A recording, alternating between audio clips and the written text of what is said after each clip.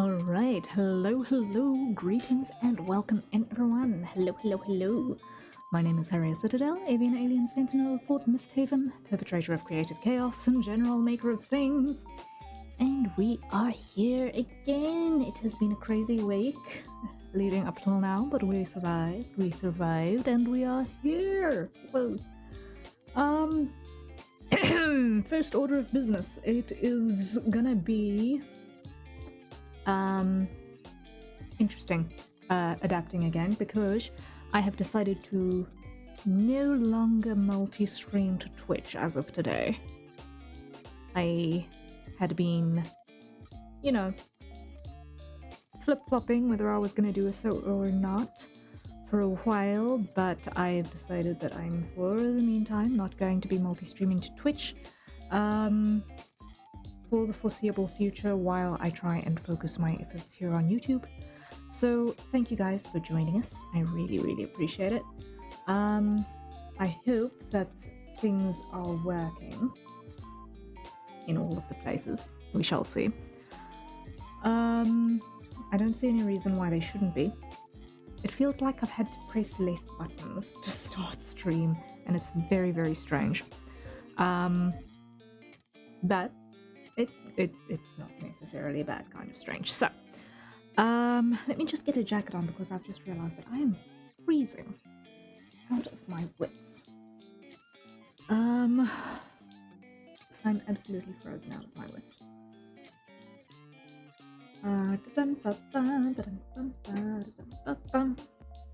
Okay. Just getting the jacket on real quick. One moment, please.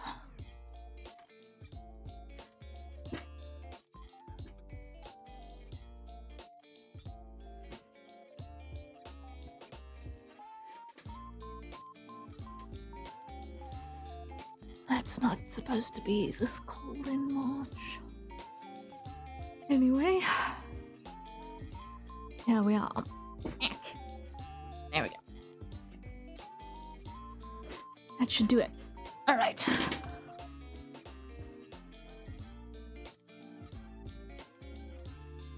Now I just need to check that we are in fact all good in the places, because I just want to make absolutely 100% sure. Okay, we're good. Okay, we're good. Cool.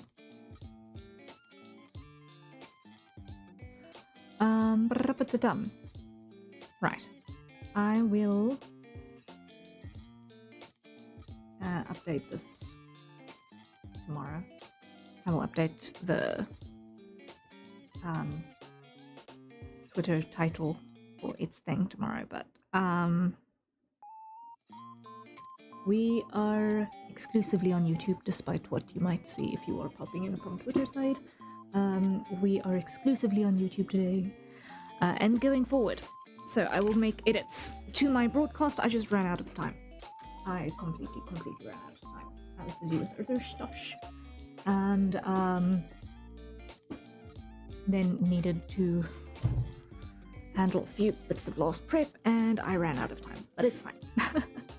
It happens. Okay, so what is on the game plan for today is that we're going to be working on some visual novel sprites for our little project that we are working on as a preparation for Project Mystehaven the Greater. So we're going to start by making a visual novel sprite for Erna, who is one of the two characters we're going to be focusing on for our short little visual novel that we're going to be putting together in Godot. And we will see how that pans out. Right. Zany, hello, welcome in. Good to see you. Hope you're doing good. Yes.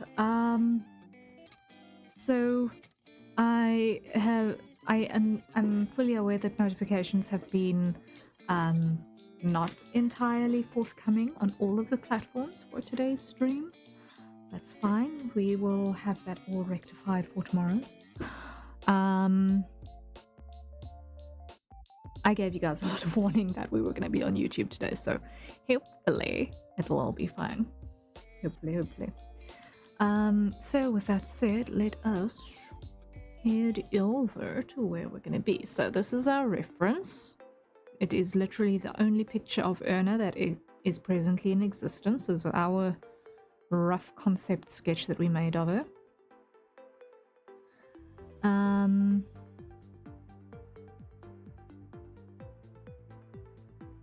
Now, for the purposes of our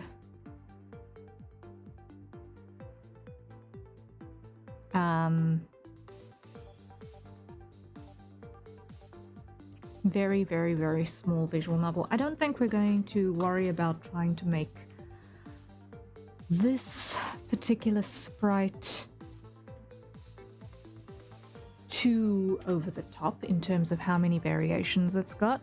It'll be a relatively small stack.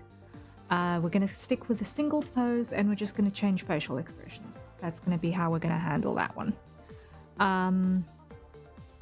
So I think what we're also going to do is we're going to stick with waist up illustrations as well, because that way it also, as another limitation, stops us from kind of overreaching. If I need to redraw Erna's sprites for other project later, then I will deal with that when we have to deal with that. But for now, it's just to get something down. So let us do the thing. Yes. Okay. Have I actually got a... I have actually got a palette for her. Okay. That's good to know. I have actually got a palette for her. Nice. Okay. I feel better about life knowing that exists. I feel better about life knowing that that exists. Alright. So, what we're going to do is we're going to start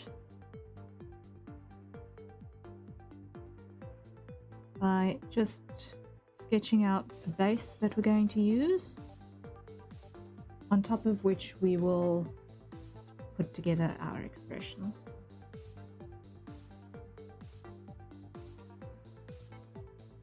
I'm gonna go for something that's aiming more front on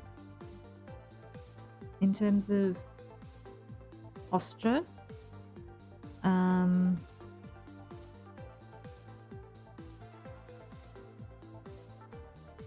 Because I don't want to need to flip this over, depending on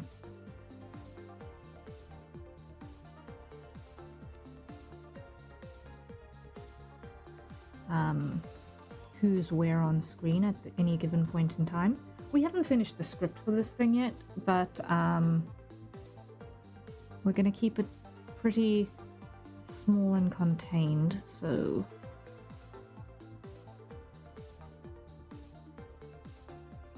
it oughtn't be too bad.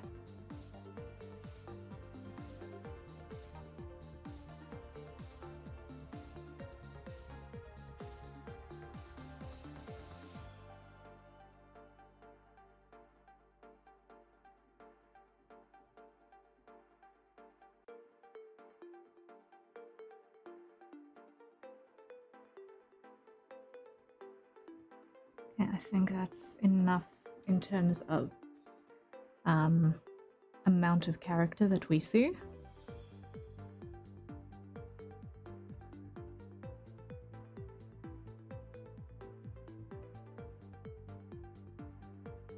So next we look at the rest of the posture. So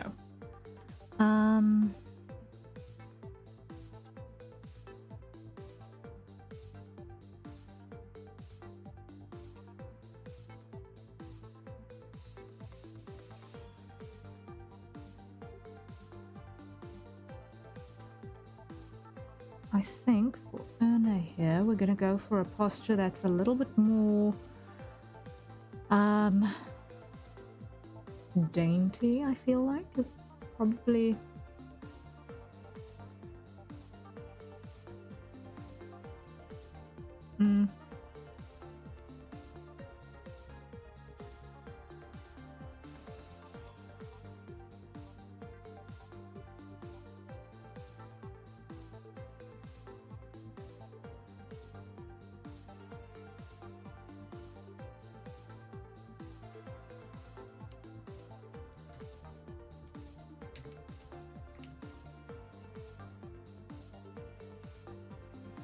the right vibe.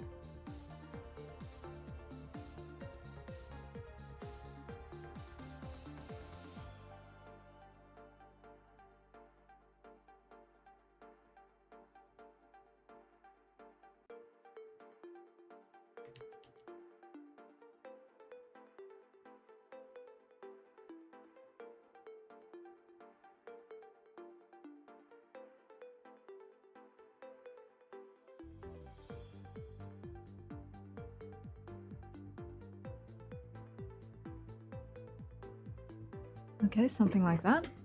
That will work. And I should probably stick that on so that you guys can see me on top of our background over there.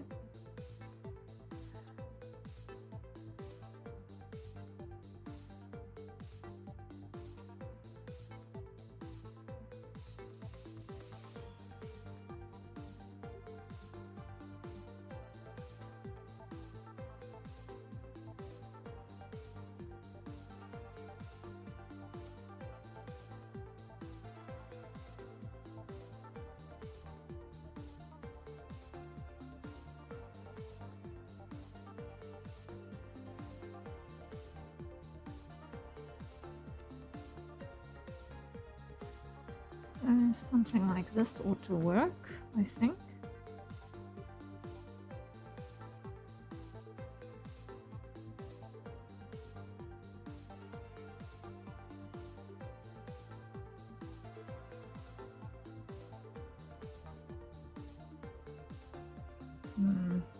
Correctly. I will clean that up in a bit. Did you see the previews for the new animations in EmoteLab? They're so cute. Oh, I didn't see that. I did not know that EmoteLab had an update.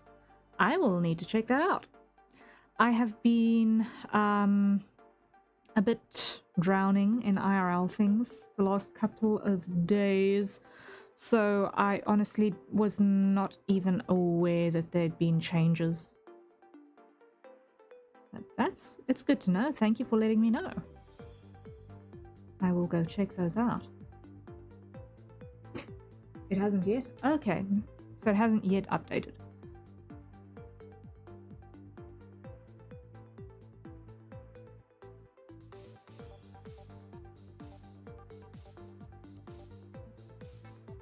The creator just gave us previews. Okay. Yeah, I am not following the creator, I don't think, so I did not spot those. I did not spot that.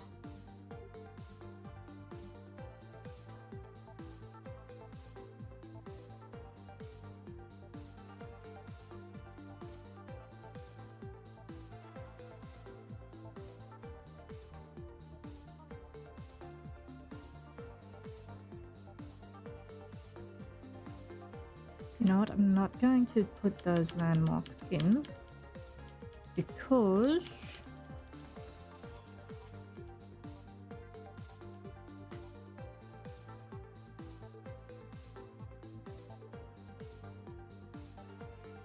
there's gonna need to be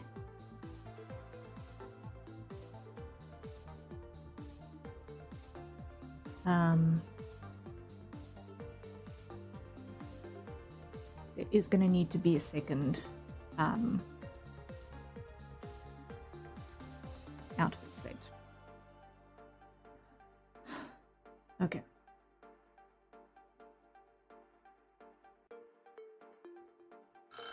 And that is our first hydrate timer for today. So everyone, acquire your nearest safe for consumption beverages and let's take a sip.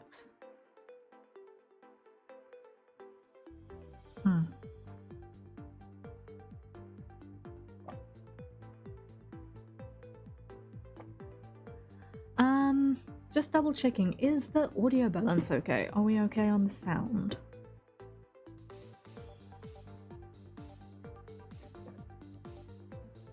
I'm currently sitting on mute because my headphones ran out of battery on me. So I have no idea.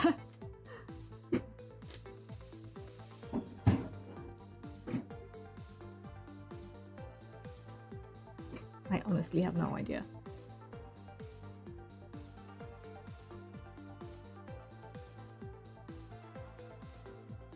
Everything sounds fine to me? Yay! Okay, that's great news. Awesome. Awesome, awesome, awesome.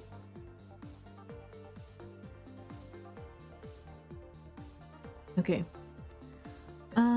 So I'm gonna reduce the opacity on that. And let us start putting in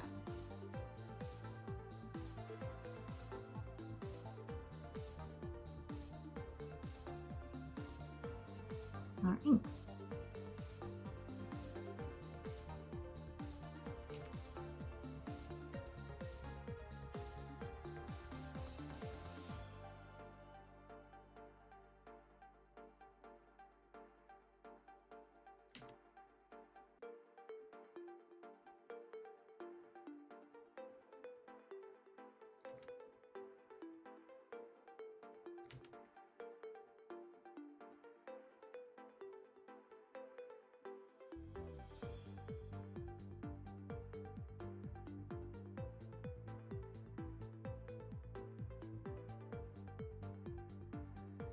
Okay.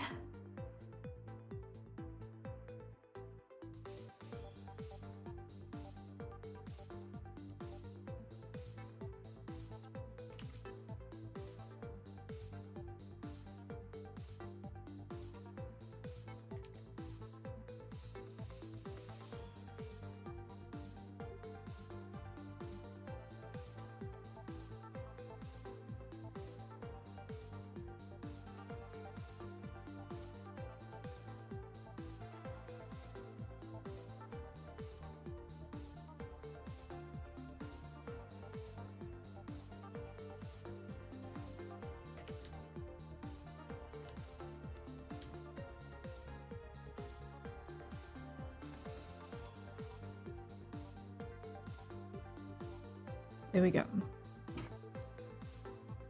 For that, what I do want to do is I want to keep her ears separate.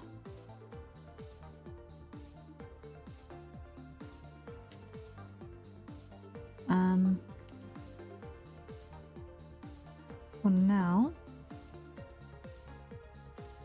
I think I'm gonna work on a little bit of a layer-based system.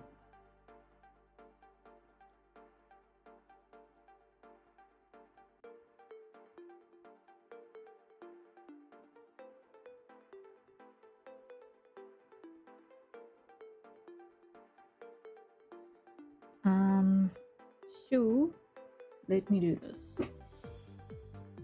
Grab the bangs and go. Cut, paste, separate those out.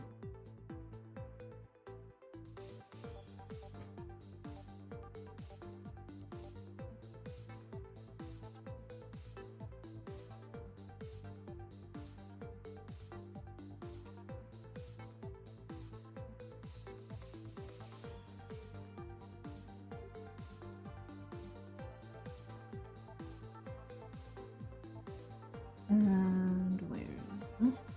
Grab outside, invert fill, there we go.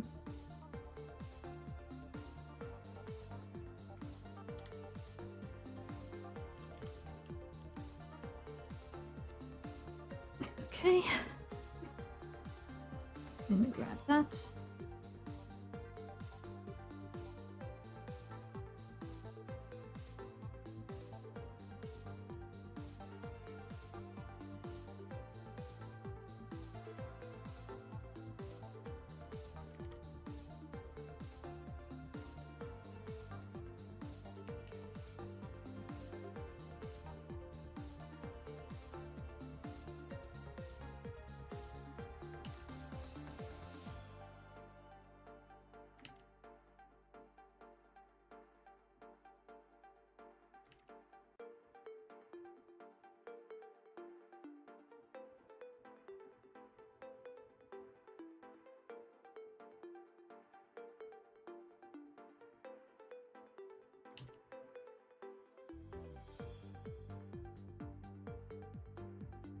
There we are.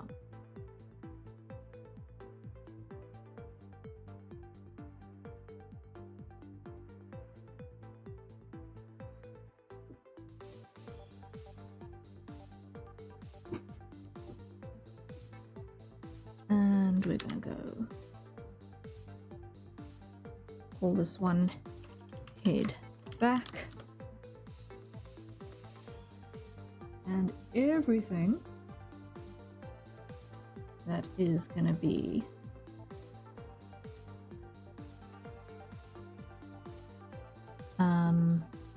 associated with the back of the head is going to come on this. So we're going to get the hair mass here.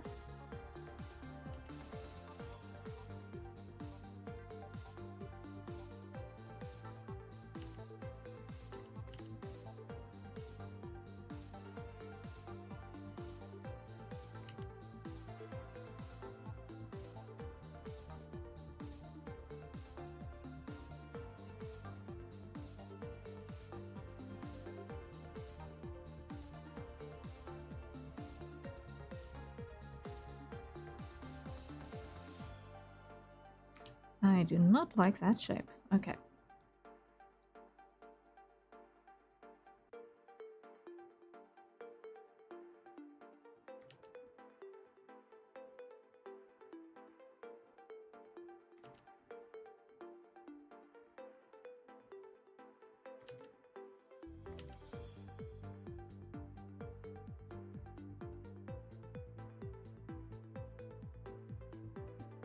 Let us clean this up.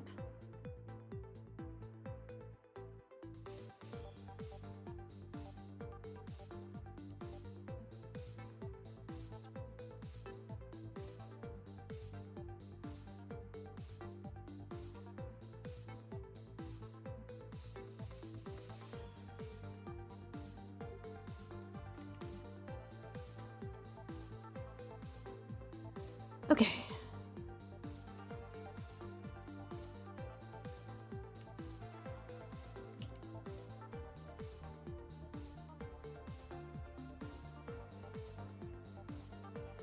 Oh, I'm not happy with that shape on the outside.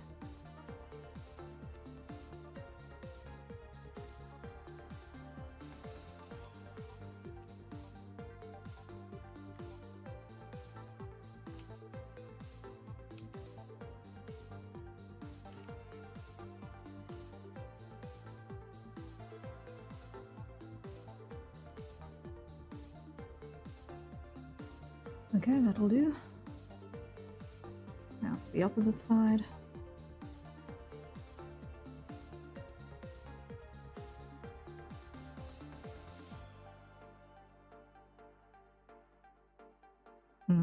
I'm probably going to make an edit to how I've drawn those bangs, but anyway.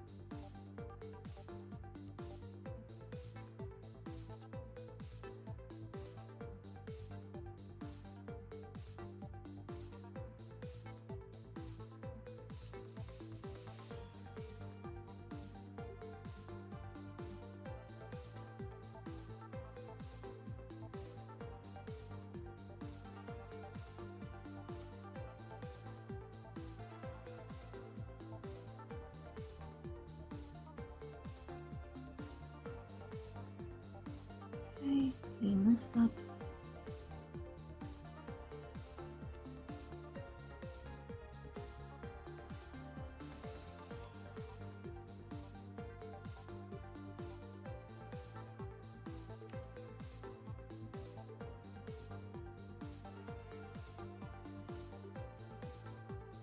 Is this character like a receptionist, or does she have another role? She is the cleaning lady and inventory lady for Unit 46. So she is basically the one of two support staff in the unit of the barracks that Harrier and team reside in.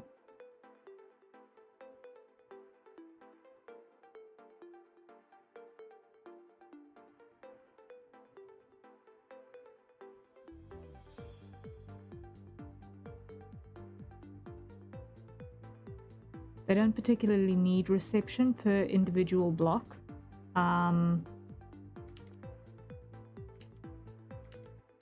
So her teammate Dari, who's in charge of the kitchen and procurements, will usually act as the unofficial butler a little bit of the place, making sure that there are messages delivered and so on. Erna's focus is much more on the front of generally keeping the environment in good nick. She's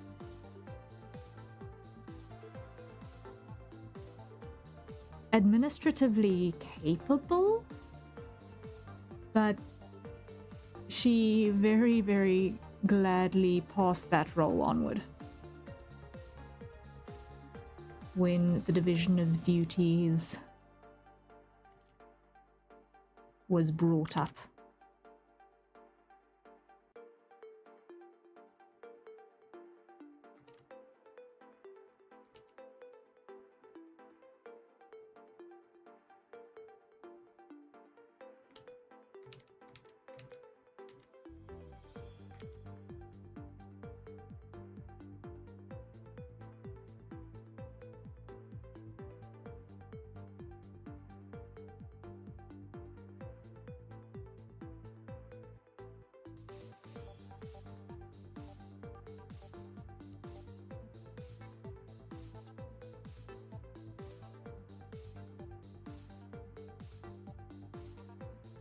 Because we're all part of a larger system, and the system in a whole has got its own infrastructure in place.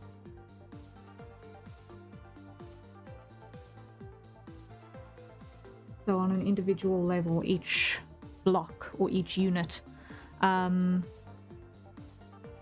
which consists of a patrol team and its support staff,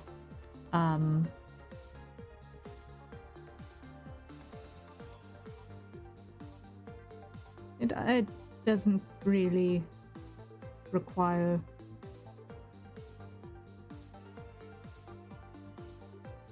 too much in the line of autonomous admin.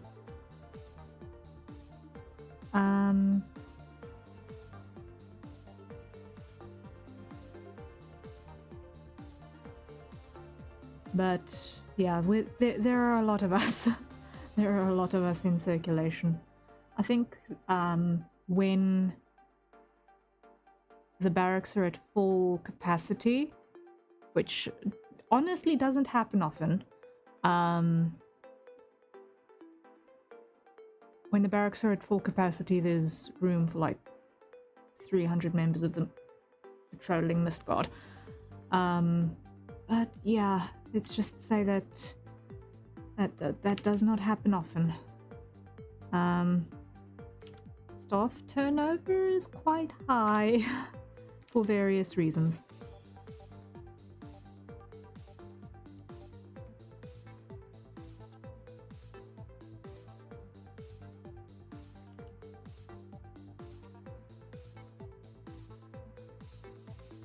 Yeah, 300 patrolling members of the Mist Guard in Fort Mystehaven. That's what we've got capacity for.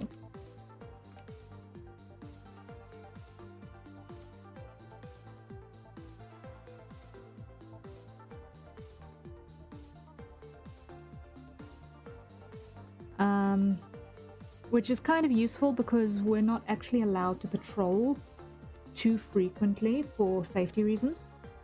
The mists do have some lingering effects, so for us, we need to have rest days in between patrols to make sure that we don't end up getting overexposure. Because that comes with nasty side effects. That is a lot of people. It is a lot of people.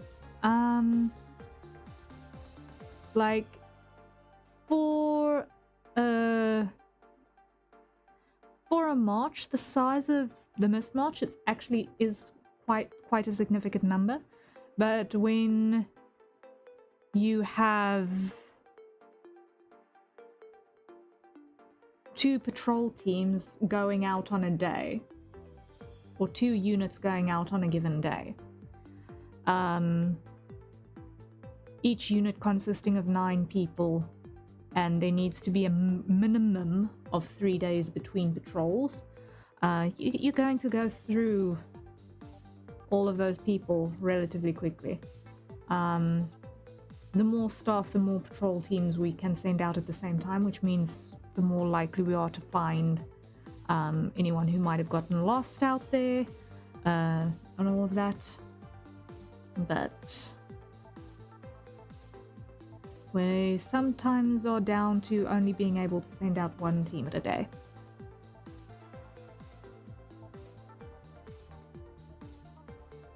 Sometimes.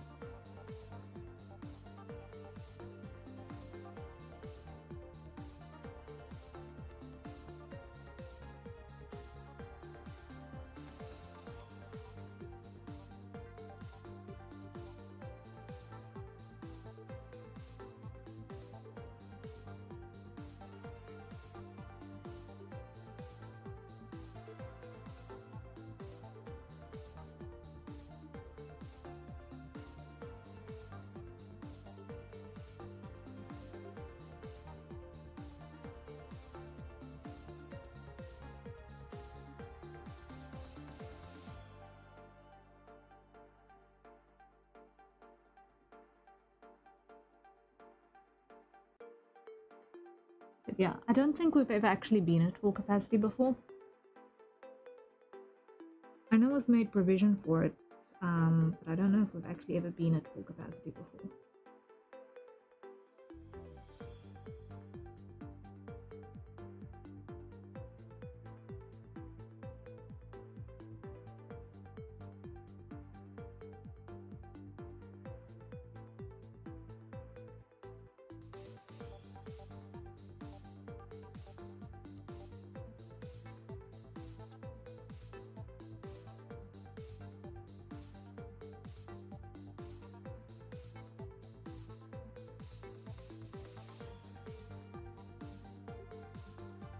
So patrols per unit are limited to 1 every 3 days or 1 every 4 days.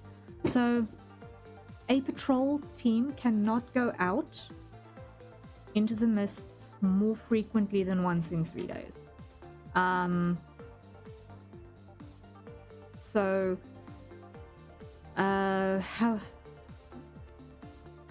the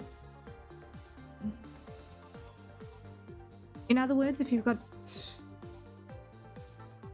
a team, it's sort of like when you've got a pilot and they've got a limited number of hours that they're allowed to fly in a month as well. It's a similar sort of a vibe.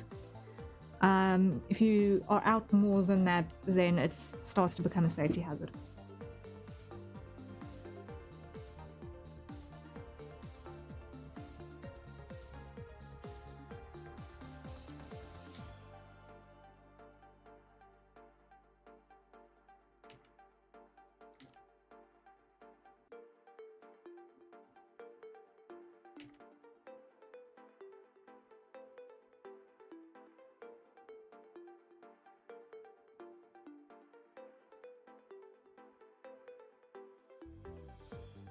So we have a patrol day, and then we have to have a minimum of 3 days inside the fort, where we do one rest day, and then the other 2 days are training at a very, very, very minimum.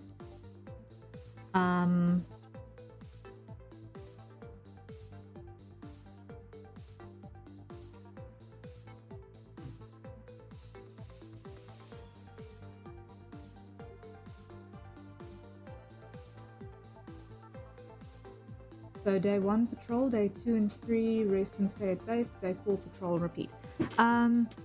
So day 1, so patrol day is patrol day, and then after that it counts 1, 2, 3, and then on 4 patrol again.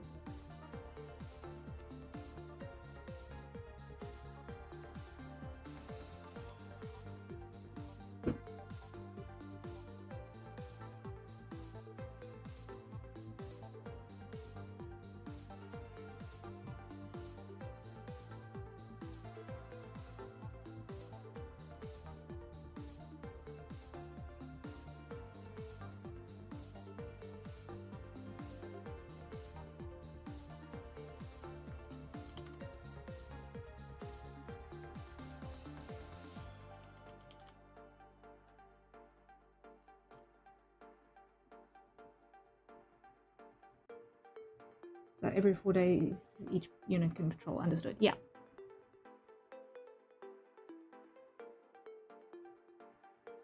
They need to be at base for at least 3 days for safety.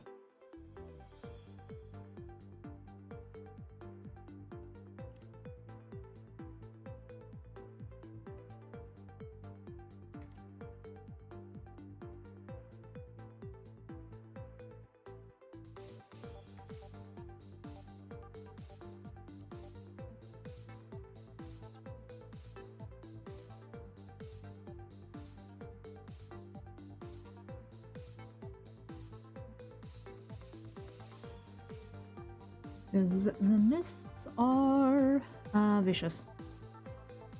They are vicious.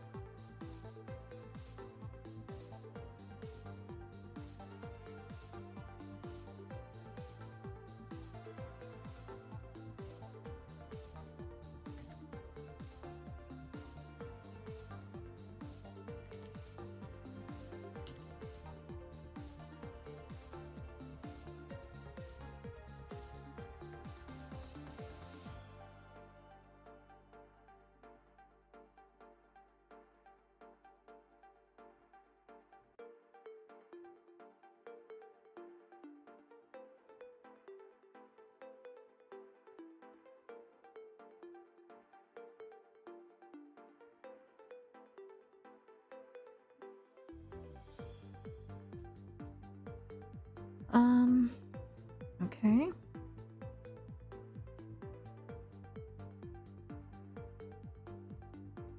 I'm gonna put this one in here.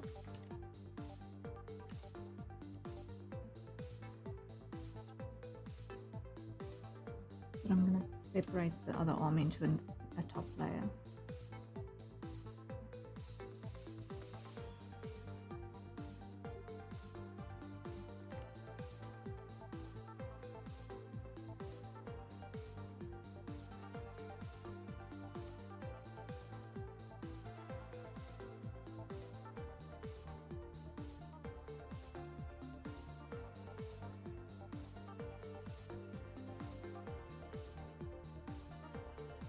Mm-hmm.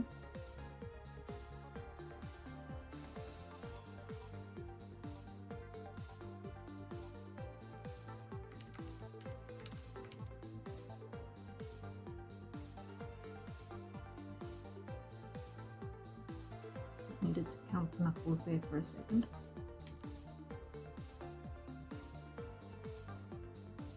So assuming 2 patrols a day, 1 unit per patrol on rotation every 4 days, that should be roughly 72 people at the barracks, not including support staff who stay at the base maintenance. Yes.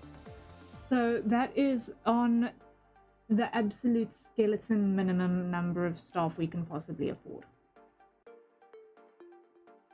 The more days that each patrol unit has at home, the less chance of us while out on the job.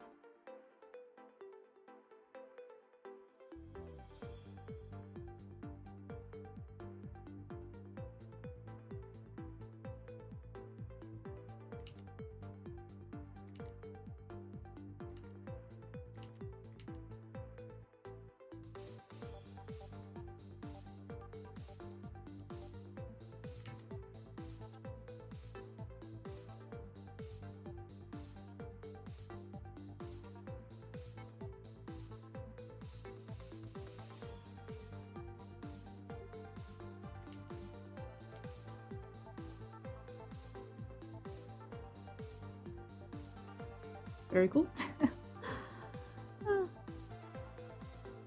Okay. This hand is looking really, really awful. I'm not liking this hand posture at all.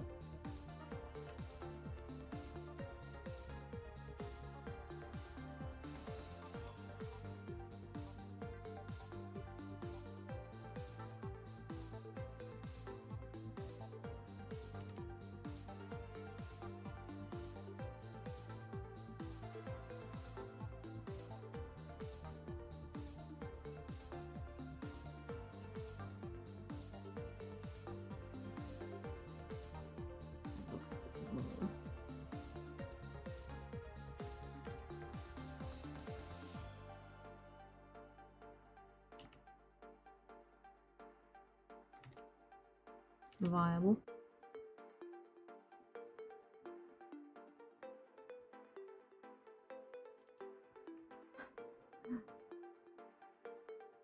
Every theory, very, it's fine, it's fine. We get it, we get it.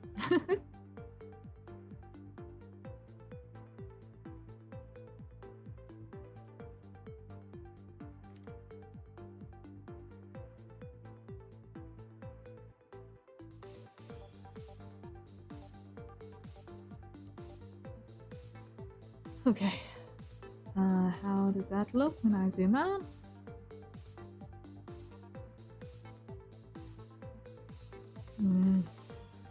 Not happy with that shape.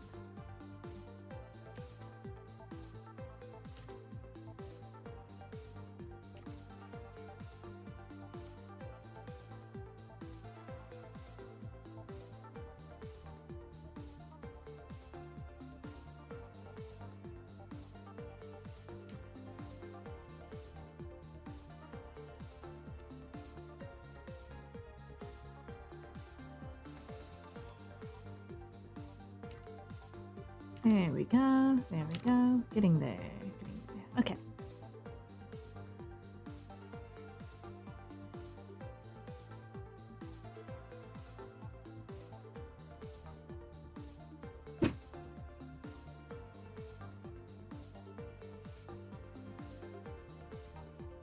Let me just do a duplicate here in Inkjet, and this is going to be outfit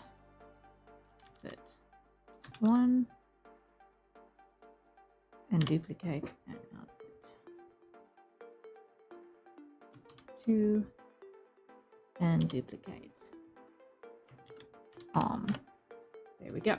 So now I've got all the layers that we're going to need.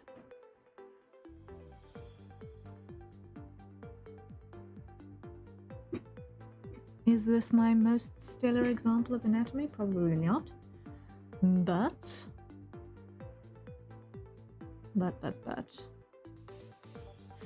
Ugh.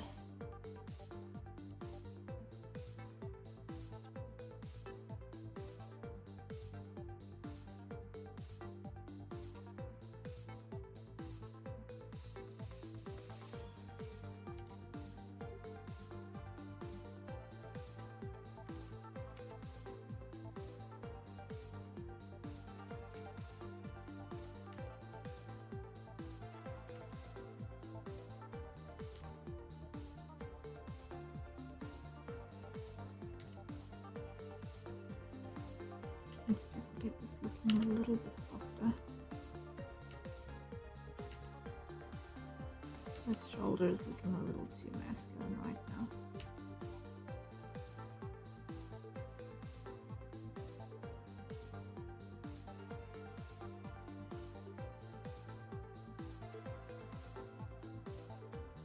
Okay.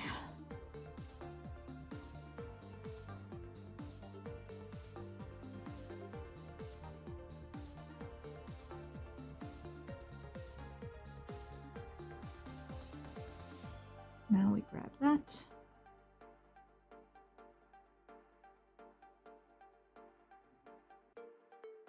Collapse, collapse, collapse.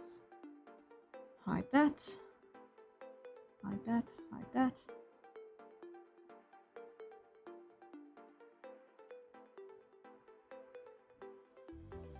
Grab on that side.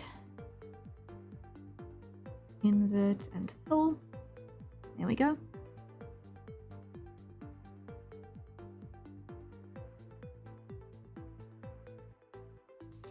So for what we need for that will work.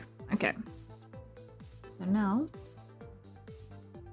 let us do our uniform. Let's start there because why? It exists already.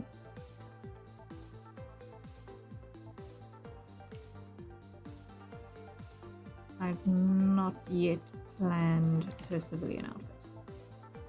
So, whoopsie. Like I say, this is the only drawing of Erna currently in existence.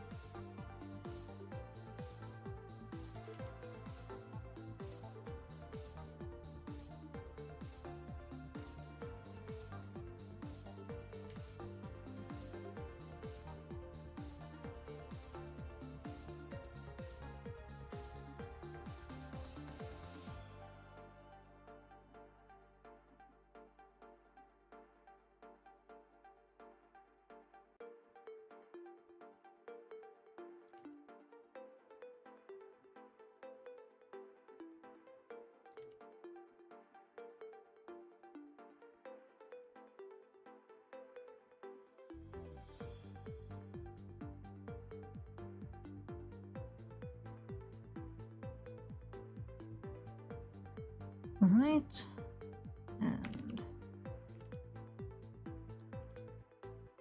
put that on there. Okay. Then over here we're going to need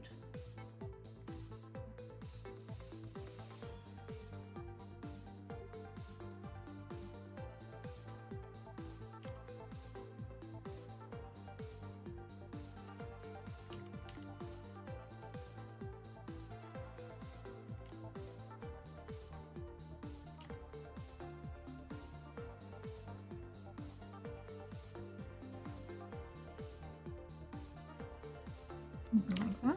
Yeah, that'll do.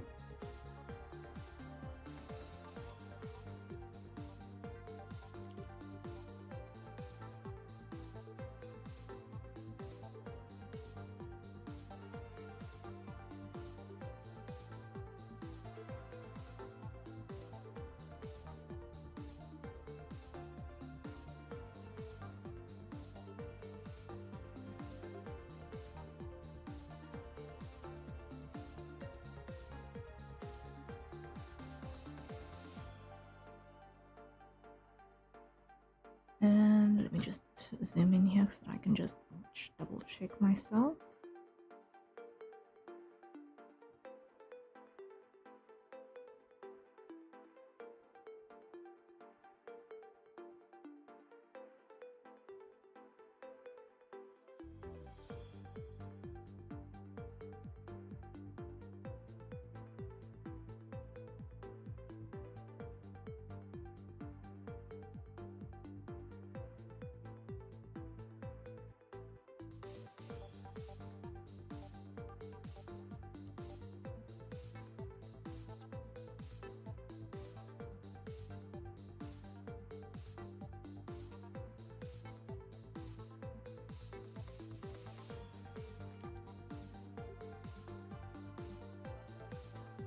work.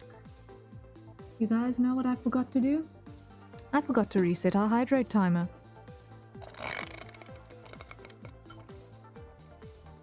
There we go. Coffee.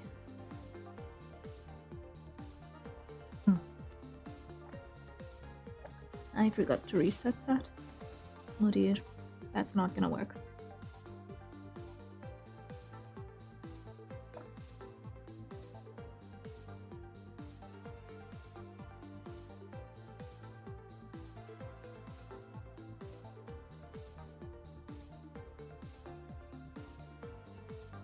If I forget to do that. Okay.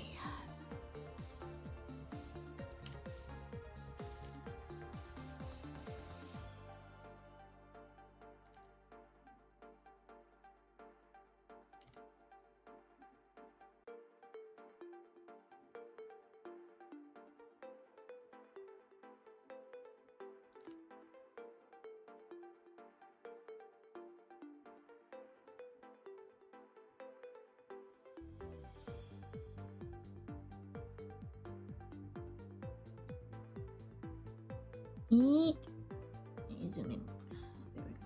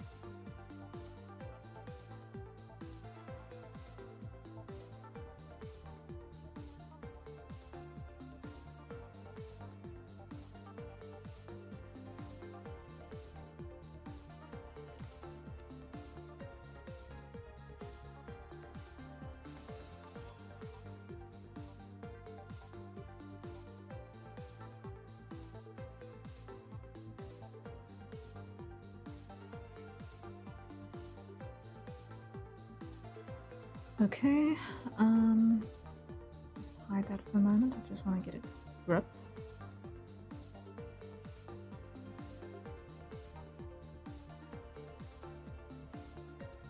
Okay. I need to remind myself that this does not in fact need to be perfect.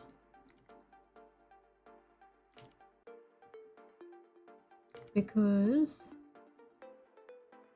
it is essentially for our test project. It's not got the pressures of being, you know,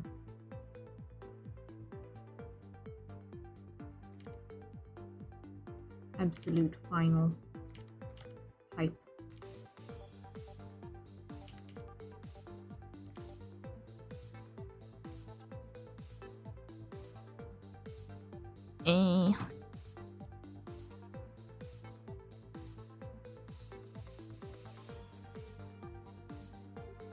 Production.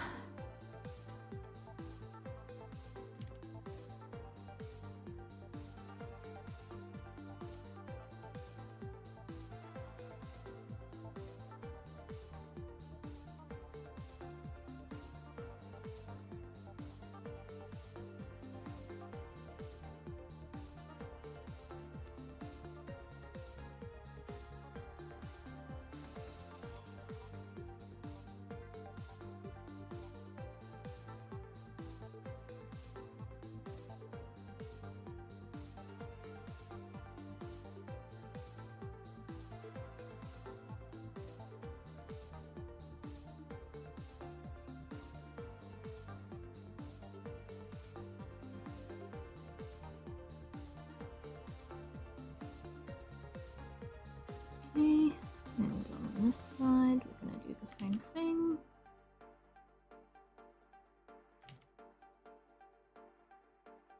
Little box pleats.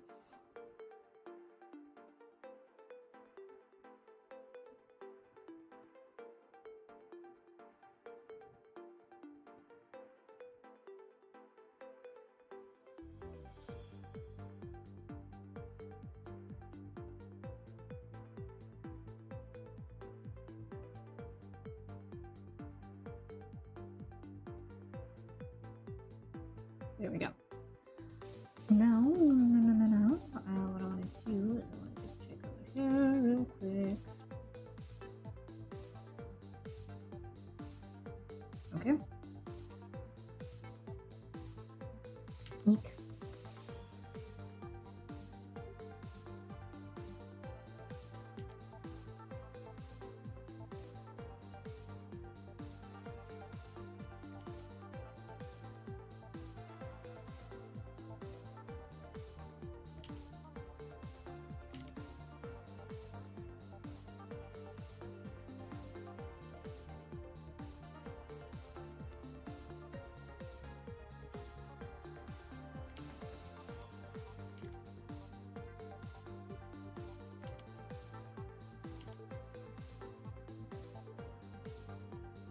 Okay, and then ribs and waist.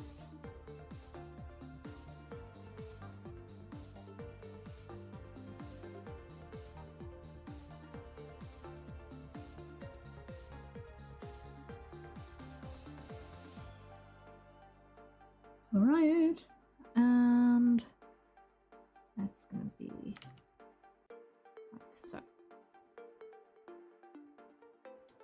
And on this side,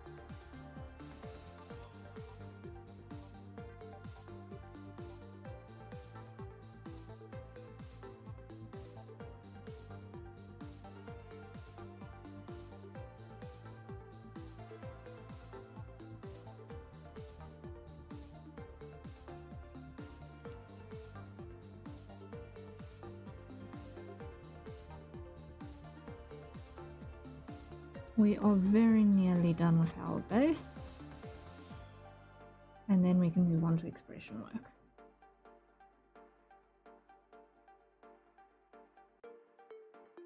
For now.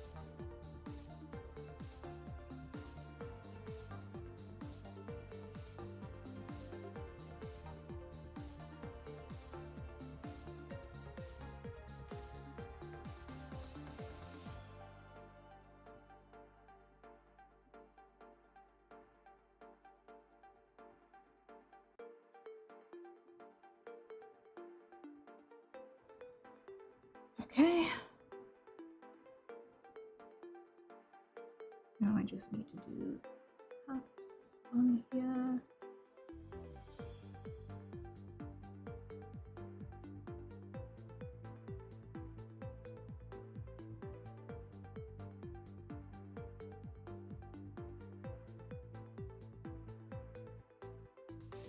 Like that, like that, like that. Okay.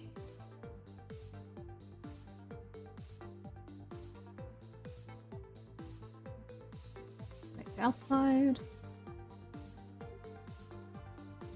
Grab that color. Invert. Fill. There we go. Grab you.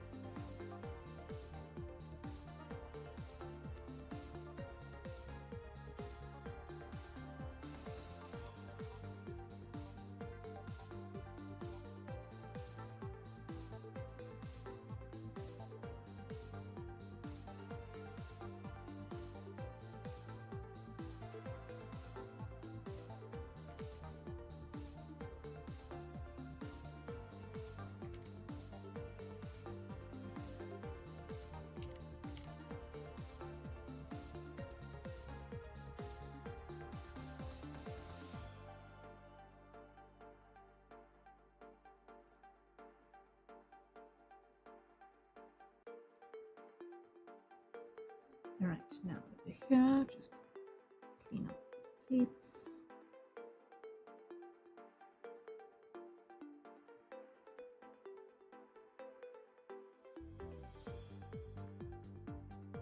There we go, there we go. Almost done with this space. Almost done with this space.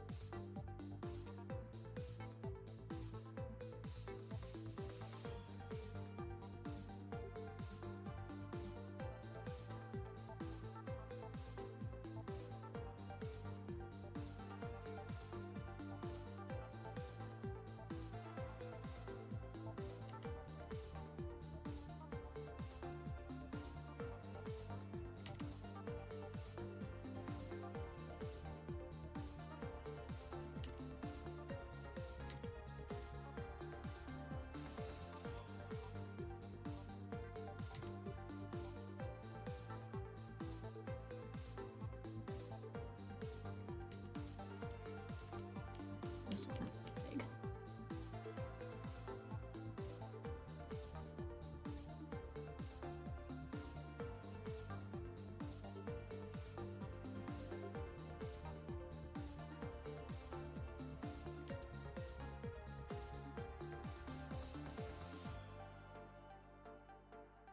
And the middle one generally sets the tone for the others, so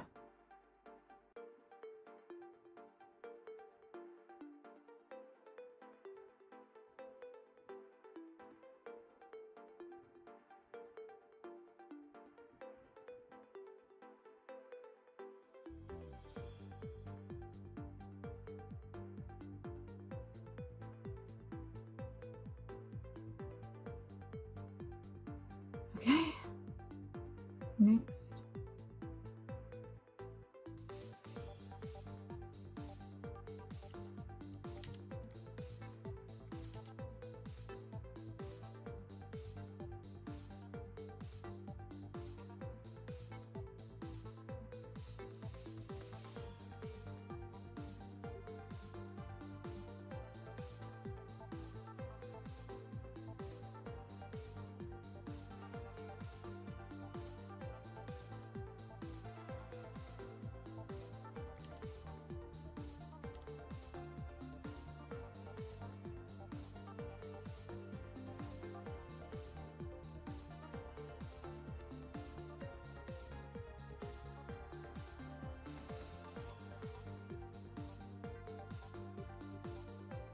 Okay, next.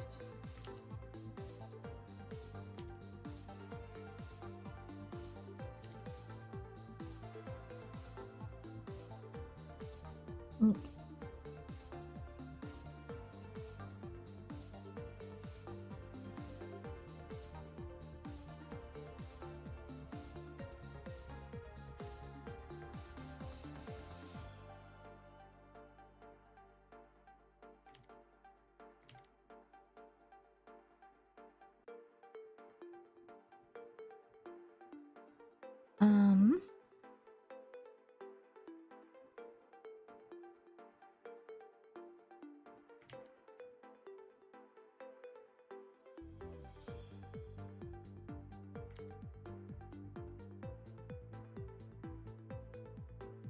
Something roughly like that, I think. Hide that for a moment so that I can think.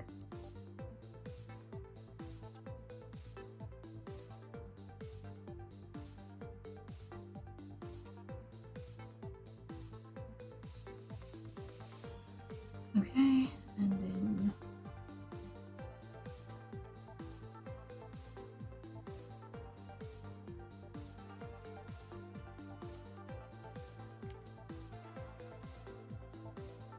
once again, we're not aiming for absolute perfection here.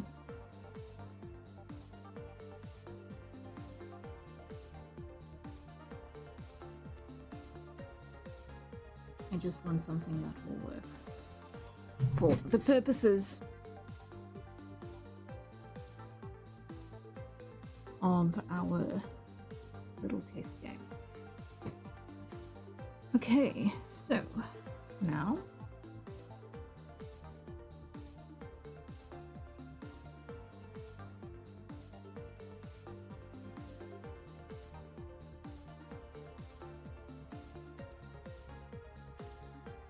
close that up, grab our metal color.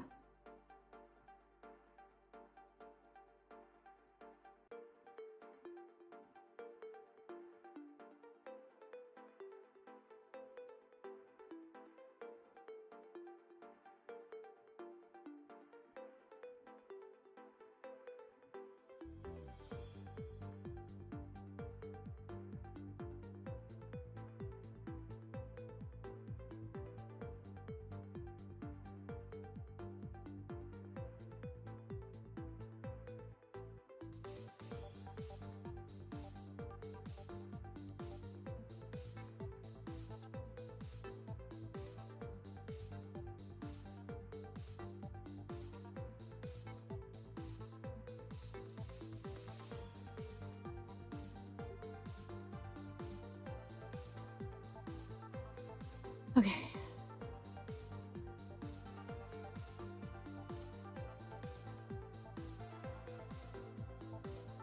So that mostly works. Okay. We're almost ready to go on to expressions. We just need to do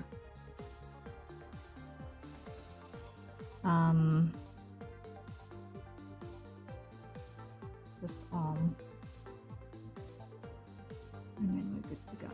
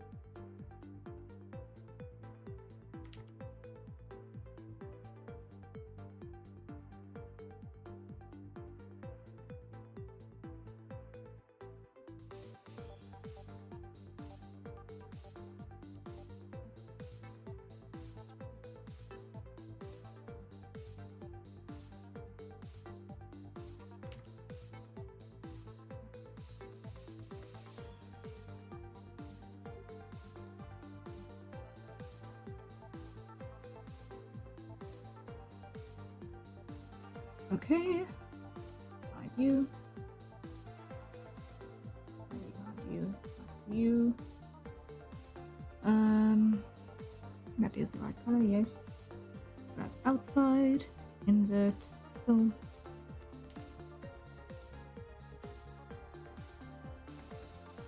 There we go.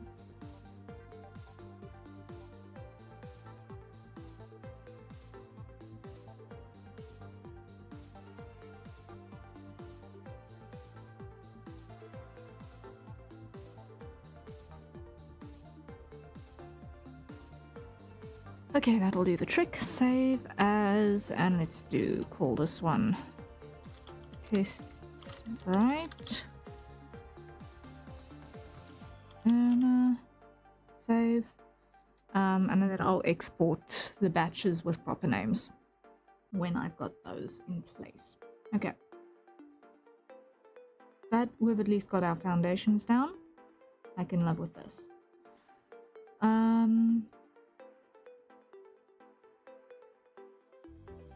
Okay.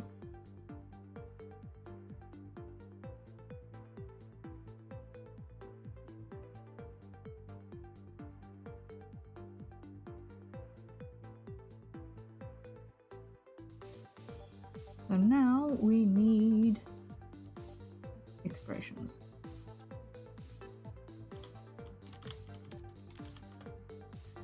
Alright, so first things first, we're going to need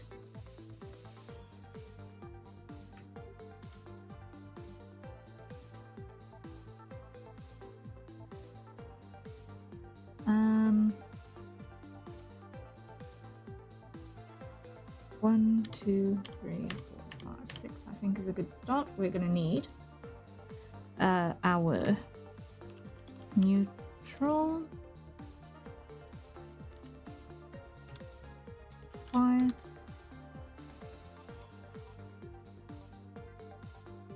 we're going to need our smiling,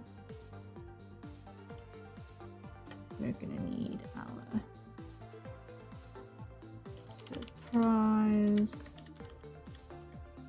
we're going to need our angry, we're going to need worried,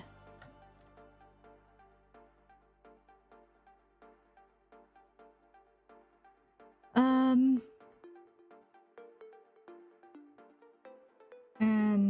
I think that should pretty much cover the main range of what we're gonna need. I'll keep this last folder in the bank for if we whatever I see happening with the script later. So for our neutral quiet, this is gonna basically be like default expression.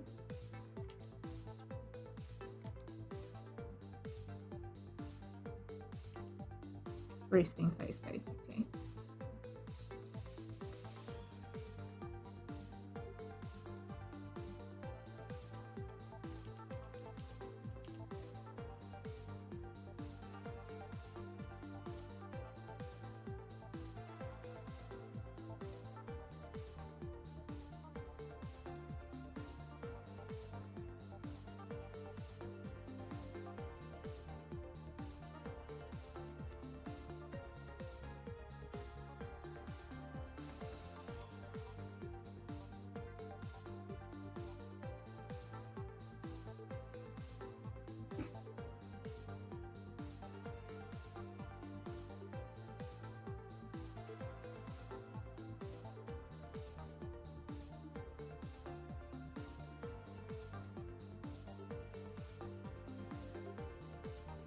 There we go.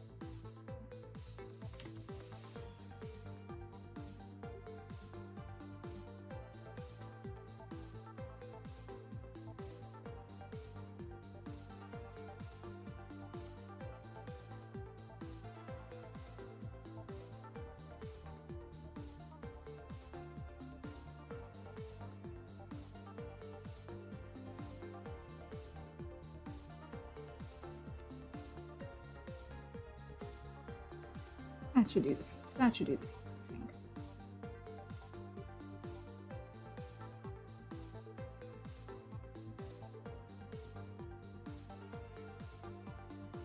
Okay, so now we get the side to match.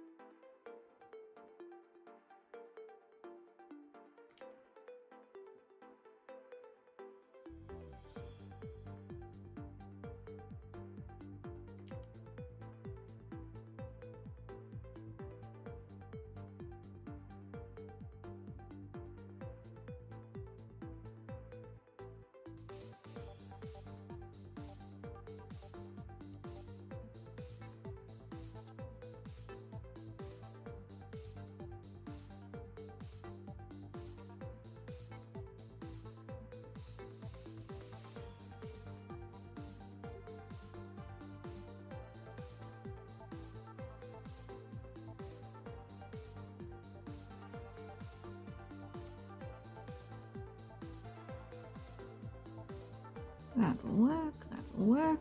Almost got it.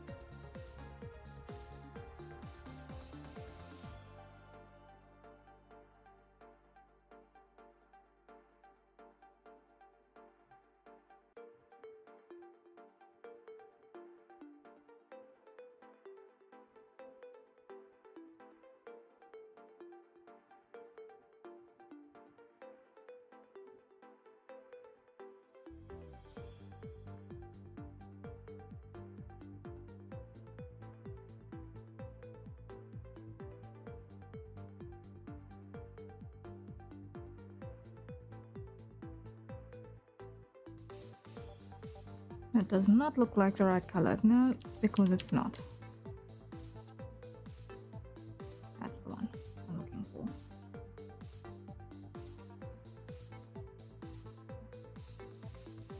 That also doesn't look right.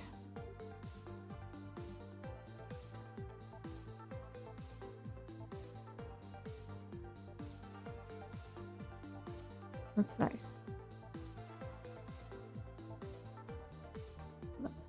Okay.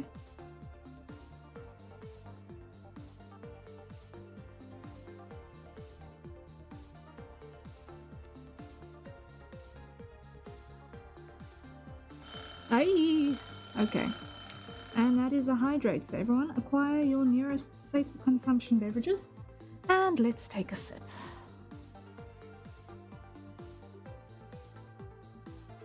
Mm-hmm. All right.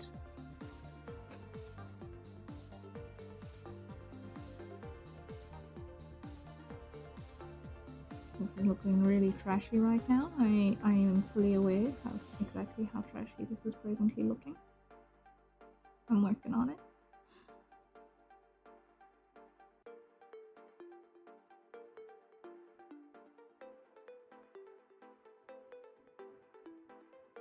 Okay.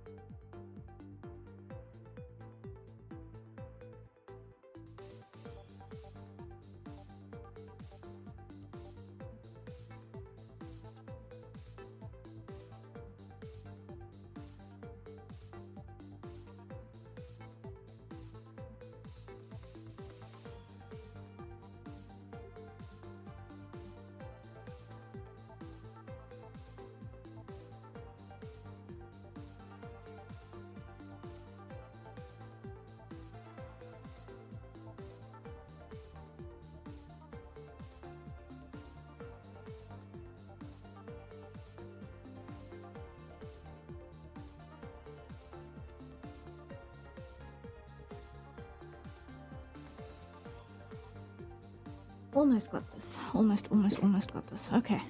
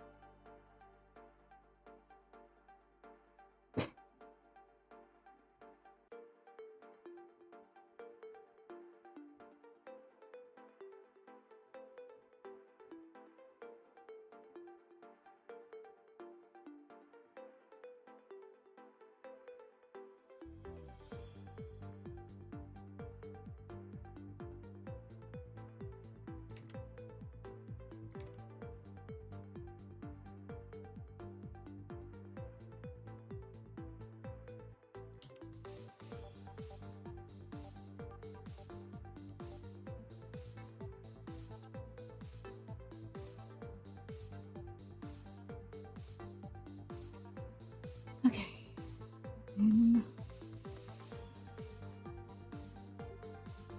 Put that in there.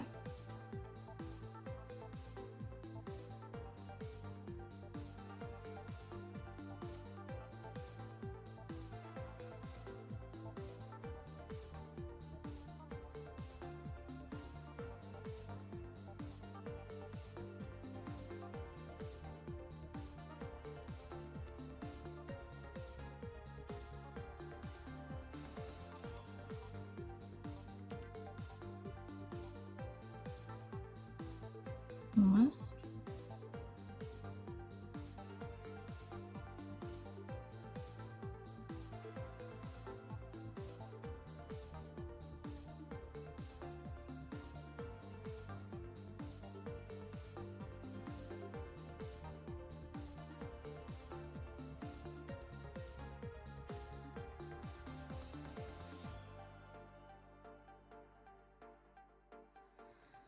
Okay.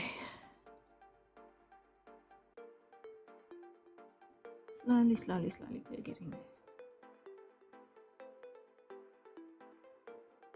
I need to still, over here, I see.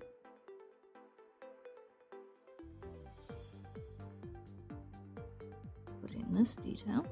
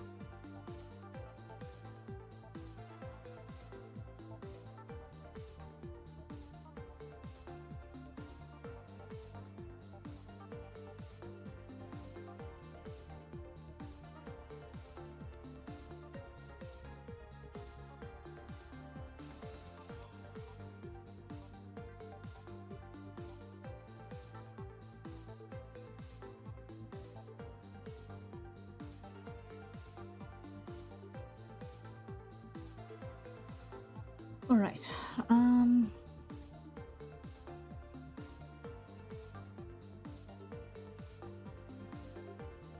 I'm going to need to put the ears on their own layer.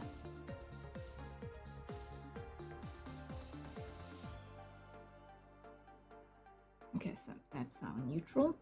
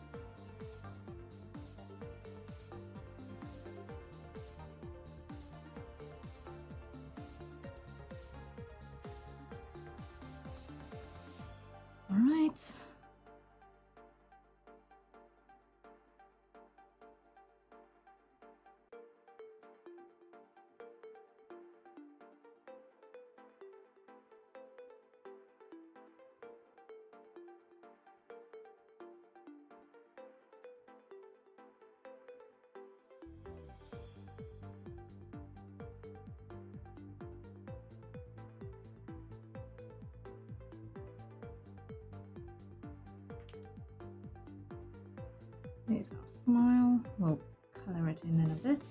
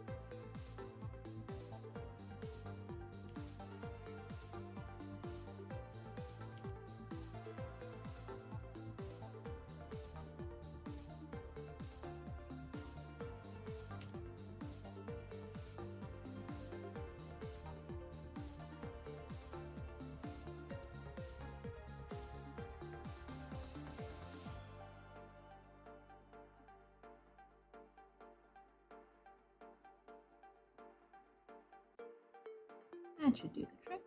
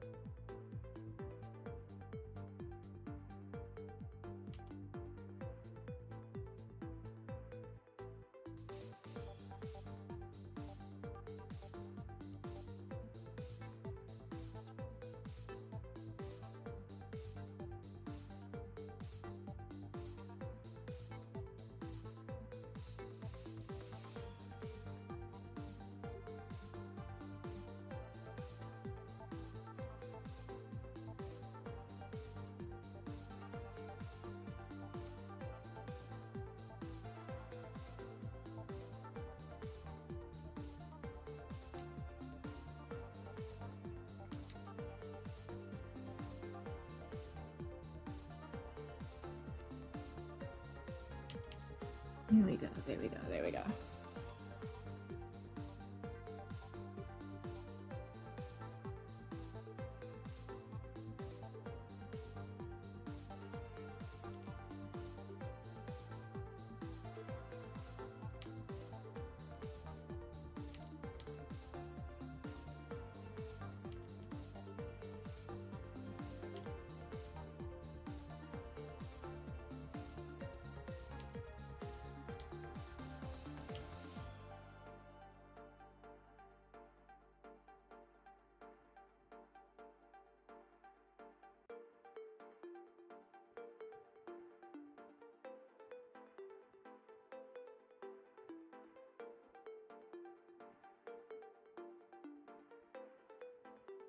Next, angry face. Now this one is gonna be super subtle for Erna because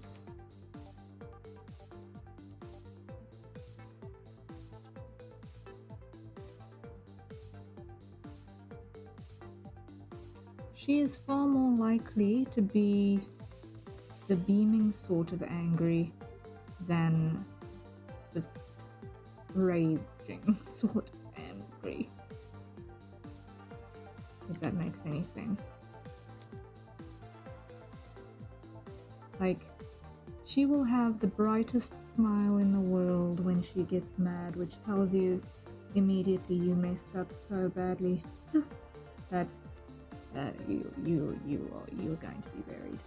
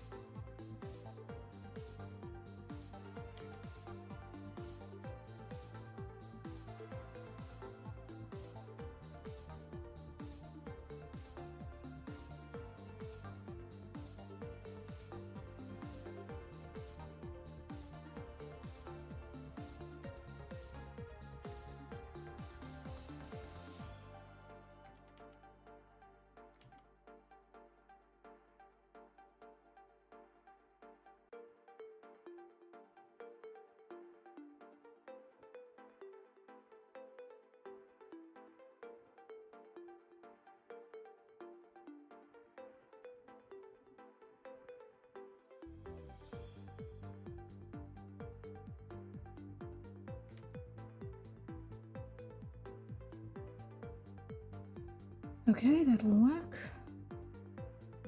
for now.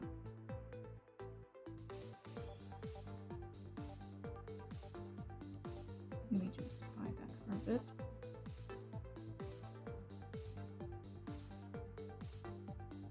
I did not like that.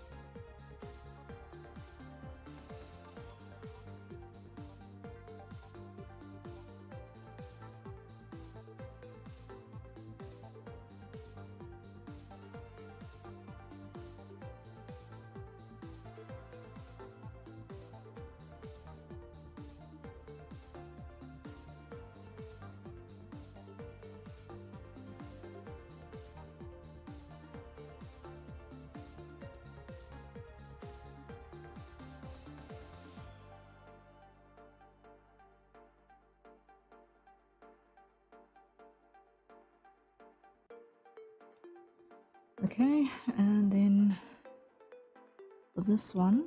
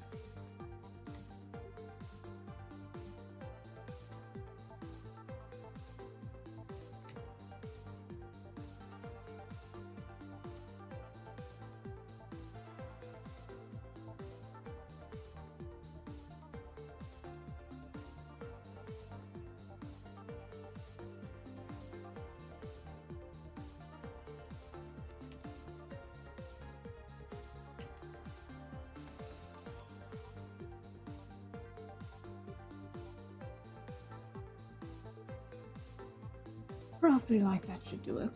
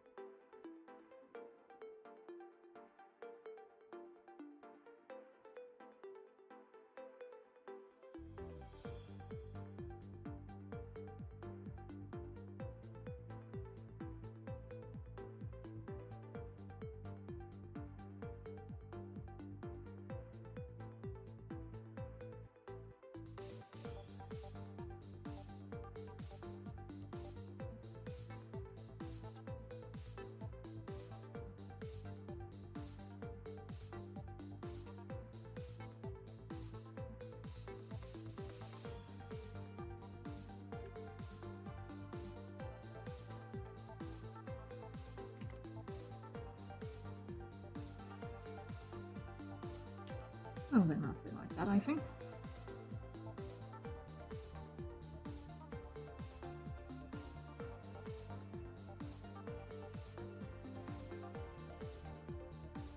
That should give us what we need.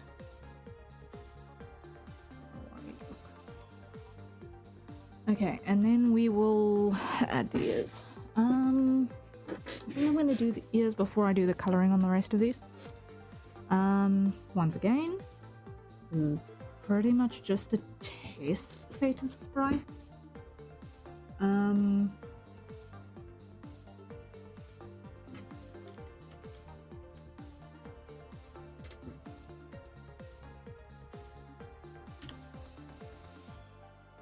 for our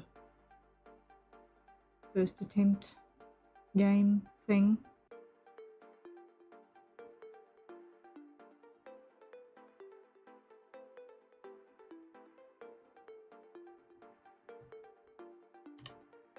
But we shall see.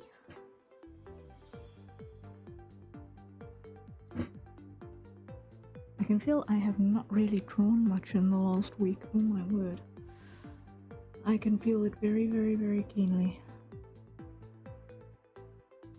Let me just switch this to that one. Just want to make sure I've got the shape right. And the length.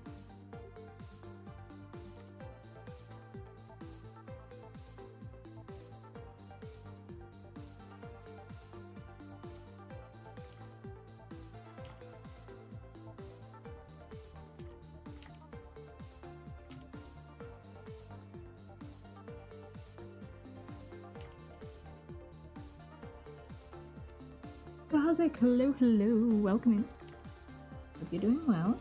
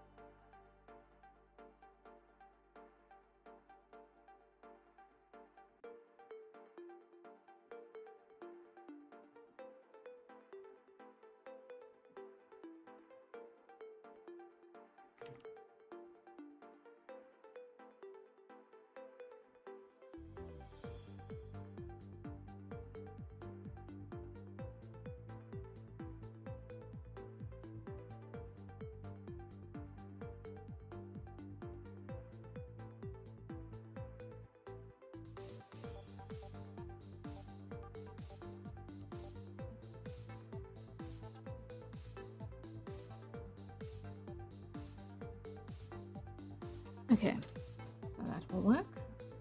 What I am going to do is I'm going to take the entire thing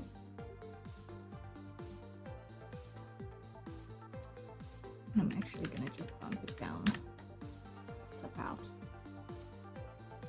so that I've got this little bit of extra room here for the ears to work with.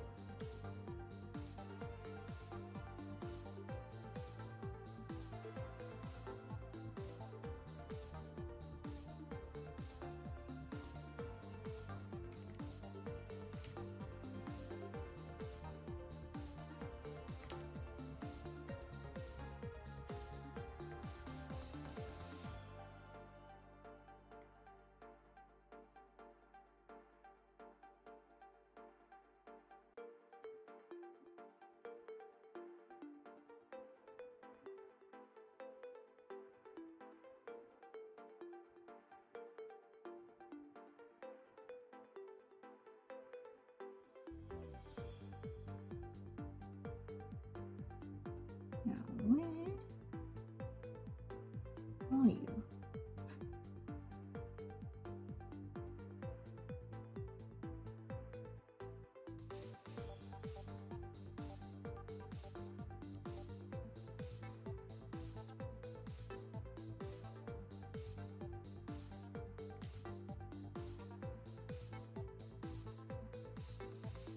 Let's go down. Now we're all on the same pace.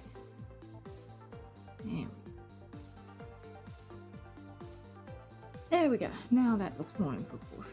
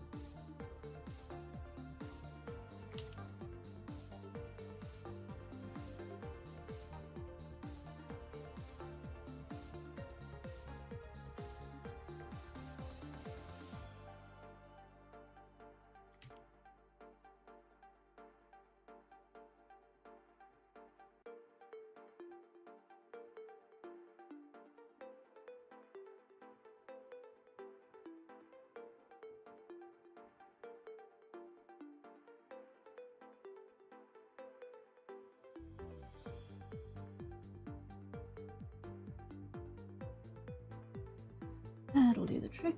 Now let me just carve this line out just a little bit more because that's a bit too thick on that edge.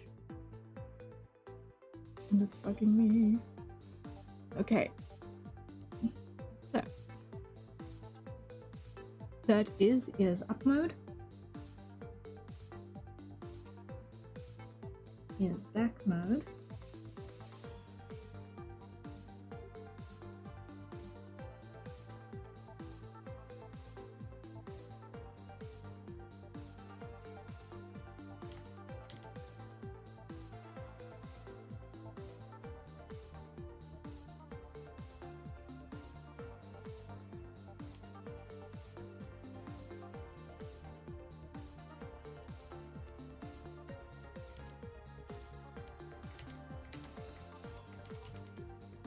Let me just do this.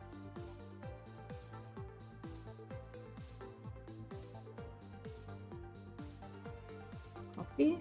No. Grab the root. Copy.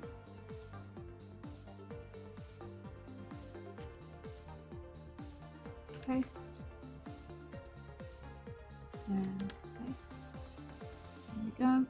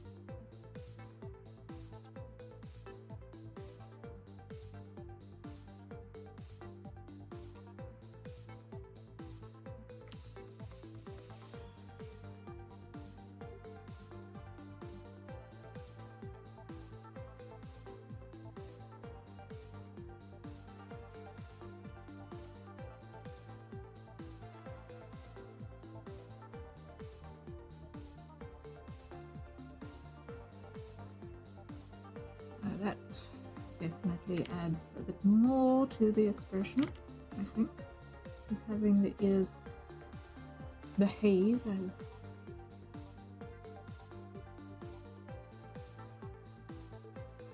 they would.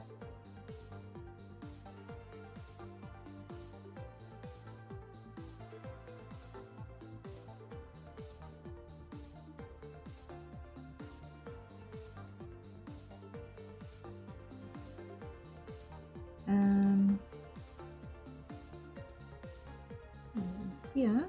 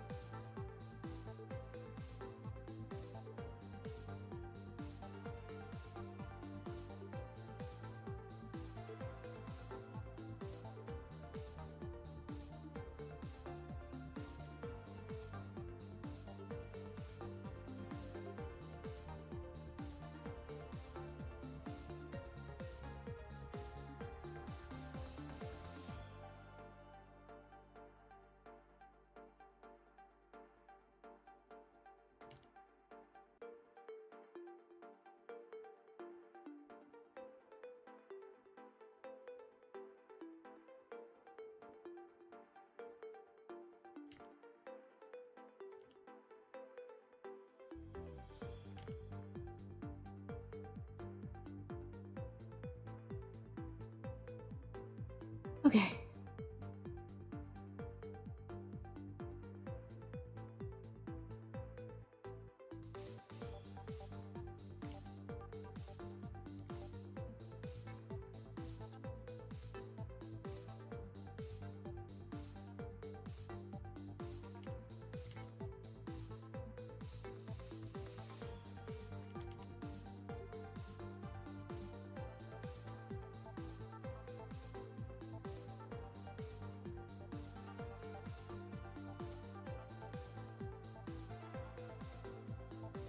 This is messy.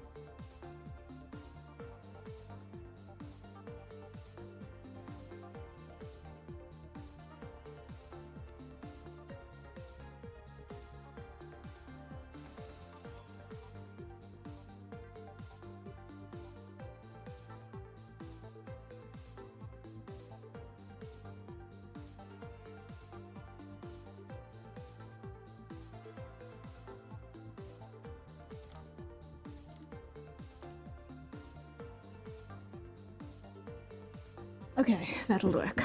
That'll work. That'll work.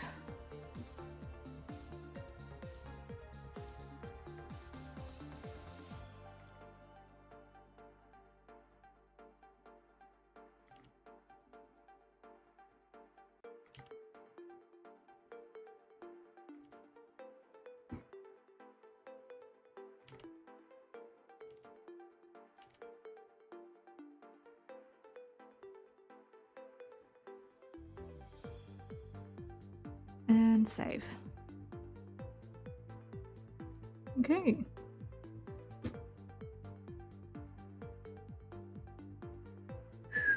Okay.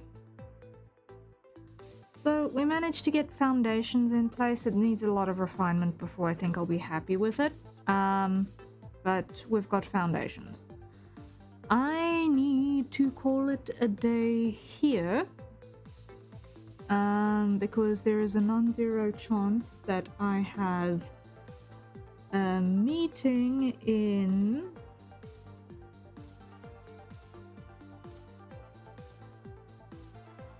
5 hours, and I'd like to get a quick nap in before that. But yes, we achieved something. So we've got foundations of a couple of expressions in place, which, when paired with different ear shapes, will have quite a couple of different vibes. I am not 100% sold yet on how I have managed to frame her face here with her hair. So that's the thing that's bugging me that I'm going to want to fix. And this arm is bugging me in its entirety, so that is going to need fixing. But that is not a today issue. Have a good nap. Thank you. Thank you. Yeah, we'll see what the day brings. We shall see. Hey, hello. Why am I casting a shadow? Why am I casting a shadow? I did not set that intentionally. But okay. I've got a shadow. Okay. Wild. I did not know that I set that up. Okay. Anyway, so I still have a lot of scripting to do on the actual, or a lot of writing to do on the actual test script for the thing. I have not had any opportunity to write any further on that since the stream. As I mentioned previously, it has been a wild week. And not easy on a lot of fronts.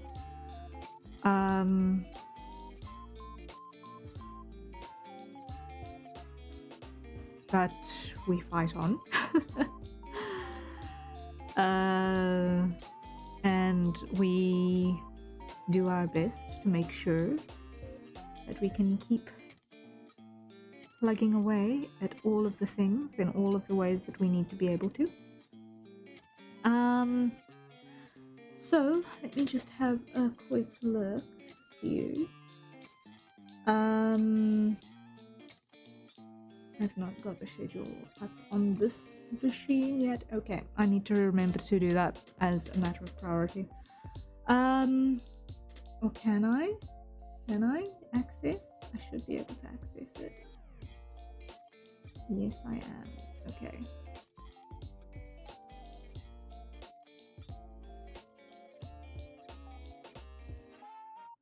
It should be this one. Yes. Okay. So let's have a quick look at schedule. Oh my word, I've not got that set up properly. I see. Okay. Whoopsie. Whoopsie. Okay. So, we have been working with Erna today. And tomorrow we're going to be working with Ebony in 3D. And we're going to be starting earlier. Because we're busy doing a medium poly type model for that. So basically, we are looking at a way in which we can get a nice and efficient topology, but we are gonna paint. We're gonna UV paint it kind of over the top a little bit, I think. I really like that look. And I'd like to experiment with that quite significantly. But I need to remember to only start UV painting after we've got the entire thing rigged. So tomorrow we're going to keep working on topology, see if we can actually get the base mesh done. After that we're going to look at doing two versions, one with civvies, one with uniform, and get those two alternative topologies present. Depending on how that goes, the next step will be rigging the thing, and that is going to be interesting to get that in place.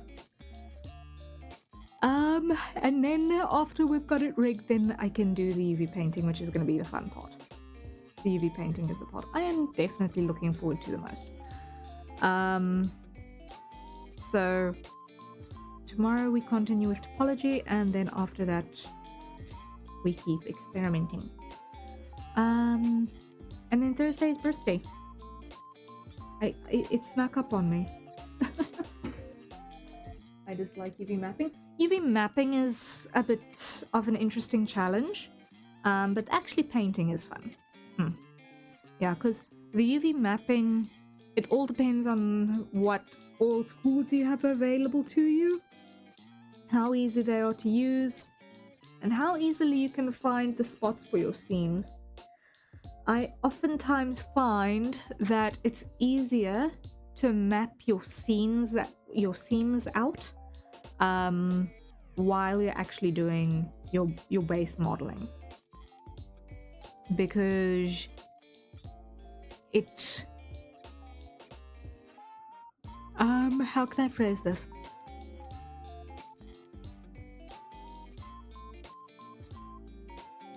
It forces you to think of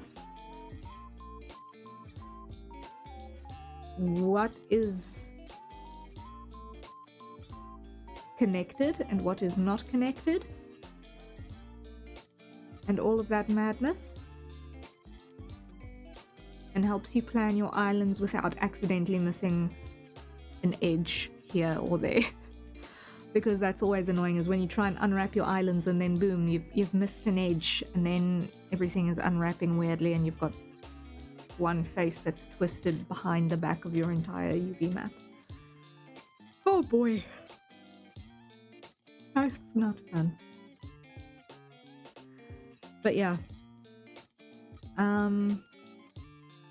one thing that I want to still figure out, which is part of the entire madness that we're going to experiment with when we get to the UV painting phase and the UV unwrapping phase, is actually checking my voxel sizes. I've encountered a couple of different tools for that, but I've never actually used any of them yet. So I think identifying what tool we're going to use for our voxel checking is going to be important. For those of us who hear that I'm speaking English, checking voxels is basically making sure that you haven't got parts of the model painted at different resolutions. So you might want to have you don't want to necessarily have your eyes in 4K but the rest of the face in 1920. Not in like 720p, 240p or whatever. You don't want to have high resolution in one space and then right next to it it's super low resolution. It's super jarring. So you want to be able to check that your resolution across your entire UV map balances out, and that's what voxel checking is all about. So there are a couple of tools that I've encountered for that. I've not used any of them yet, but it's one of the things that is going to be part of the Ebony project. Is checking those things out. So that's going to be wild. I've not heard of that before. Oh, there we go. It's a new thing. So, yeah, we'll check it out, see how it looks, see what we can do to figure out tooling. It's usually less of an issue when it comes to hard body modeling, but when it comes to your organic modeling, it is a super critical part of getting your textures to look right. So yeah, it's an interesting thing. There's a lot of moving parts and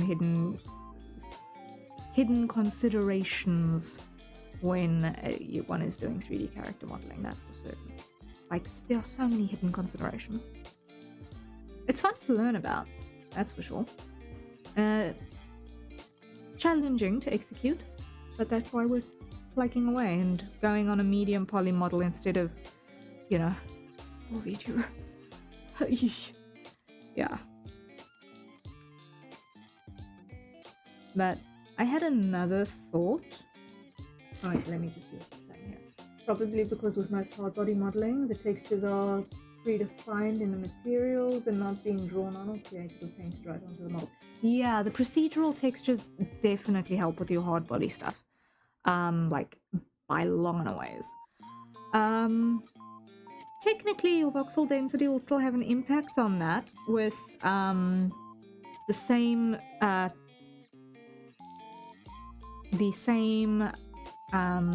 procedurally generated texture across different objects.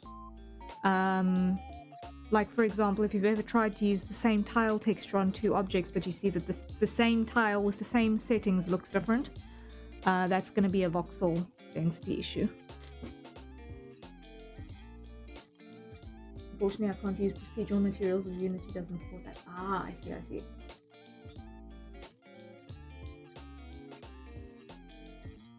Are you doing all of your modeling in Unity? Huh.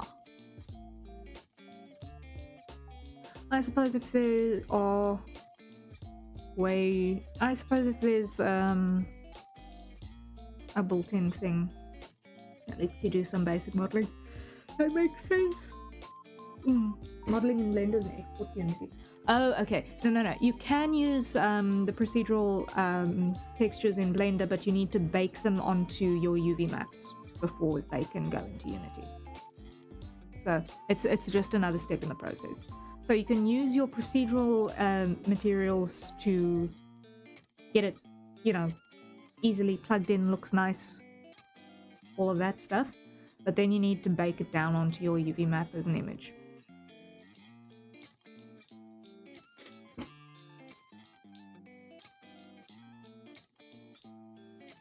Yeah.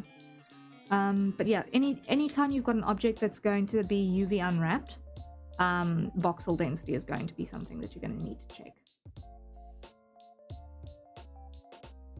She says as if she's got any sort of proficiency in this. Oh my word. I know about the processes. That doesn't necessarily mean I'm good at executing them. But we will get there. We will get there. But yeah. I had another cool thought, or what I think is a cool thought, for planning for later down the line, and I want to share it with you because I got excited about it while I was listening to Sabaton symphonic albums earlier this evening while making food. I really want to get an OST made for Project Mystehaven. Like, it was gonna need to happen eventually, but I want to think about it in more depth.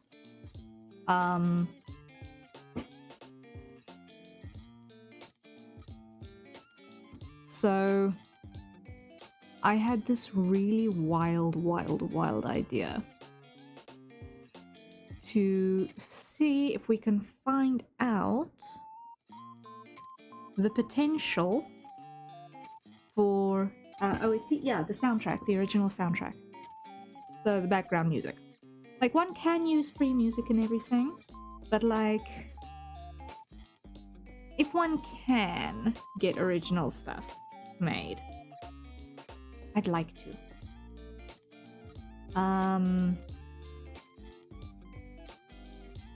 Because even if the game is considered mid, a good soundtrack is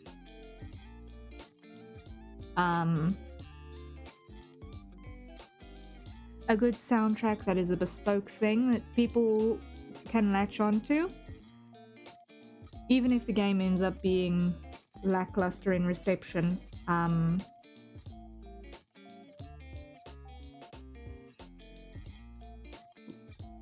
then if the soundtrack is good, people will still appreciate it. So I want to get a bespoke soundtrack made eventually. It's one of the things I am planning for future. There are music people on teaching. Yeah, I'm very familiar, but what I would specifically like is to get it written, or get the different pieces written. But I would give my left leg to have the actual OST performed by the VTuber Symphony Orchestra. Like, that would be like top coolest thing that I could possibly integrate into the game. That would be the dream. That's the dream. It struck me today, but it's like we're pretty much all indie creators, right? And it would be, I think it would be something that they would find cool as well, to actually have something that they've performed, written for them, and performed by them in a video game. I think that would be cool. Yeah, looking to Starlight Daryl? Yeah. Daryl is definitely on the list of people to approach. I've got a couple that I'd like to look into. But when it comes to actually contacting the orchestra, I'd like to actually have the music all written, or at least the main themes written. Because I'd like to get a character theme for each of our main cast. And then arrangements for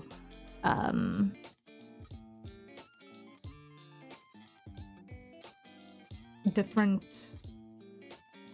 applications, as it were. So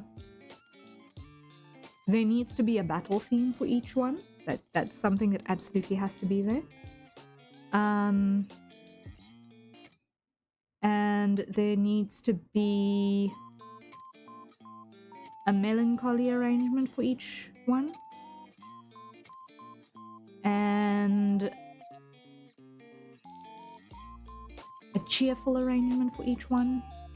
And then we need a couple of environmental pieces as well. So we need a theme for the mists. We need a theme for the civilian area. We need a theme for the barracks, for example. We need a theme for the admin block. So there is a lot that needs writing, and it's daunting to think about because a proper OST is never going to have less than 10 tracks, right?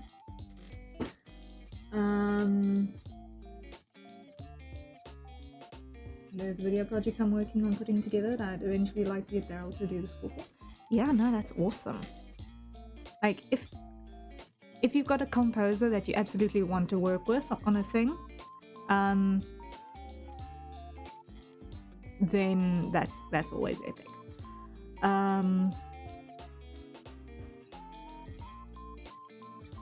Because every composer has their own different style and take, and depending on what references they get for a commission, it can also end up sounding vastly different.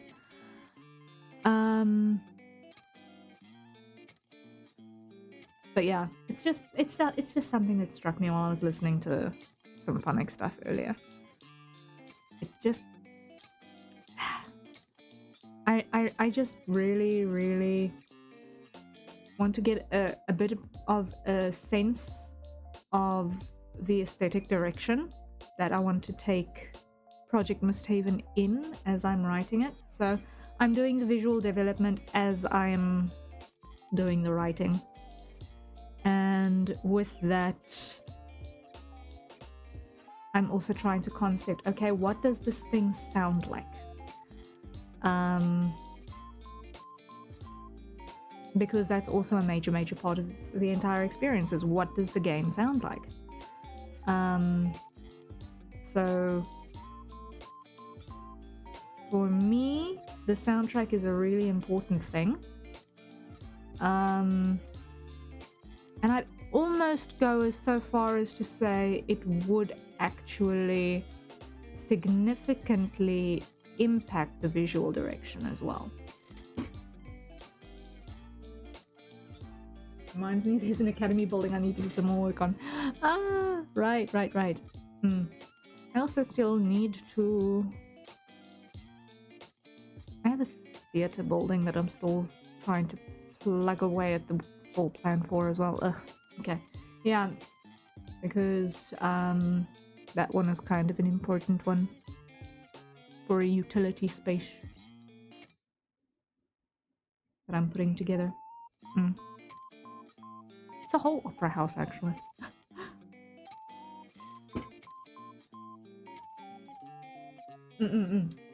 Yeah.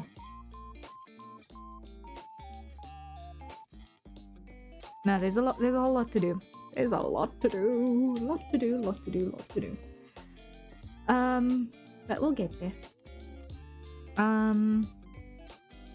So yeah, it's just the fun thought for the day, was thinking music.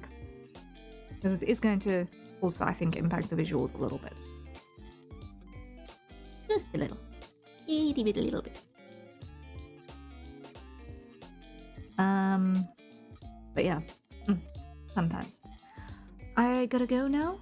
Rest well when you get to it. Thank you guys for joining me.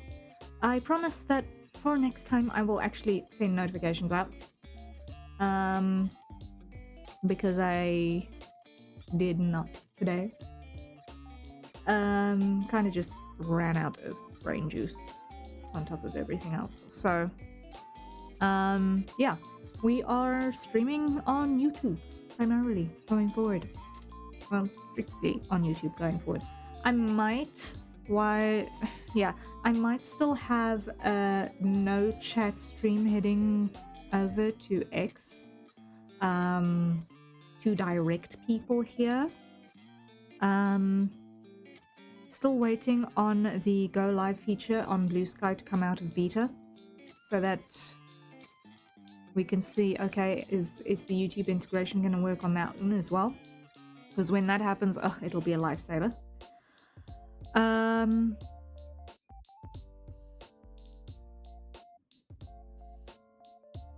And I didn't, I considered it briefly, but I didn't really feel comfy with it just today because brain juice.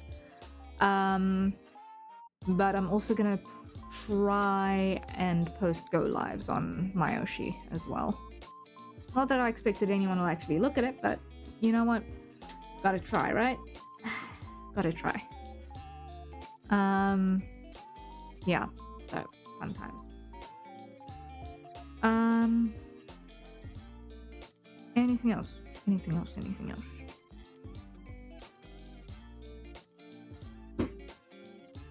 I should start doing that as well, maybe? Yeah. There's... I don't really like making go live posts. On the X, Twitter, and Blue Sky platforms, because I feel like it just gets scrolled past and ignored and kind of gets you put in people's spam bin in the back of their minds. But like the go live feature on those two platforms, where you're not really making a post, but people can see that, hey, this person is live somewhere else. That works for me. That works for me. Because it doesn't clutter the feed. Forget the name, but I have a service which changes my status on Blue Sky to live whenever I go live. Yes. They've actually got a built-in thing on that now. That they've got in beta. So on your profile, you hit the little 3 buttons, and then you can plug in your Twitch or. There are 3 platforms, I think, that are currently supported. It is Twitch, Streamplace, and Bluecast.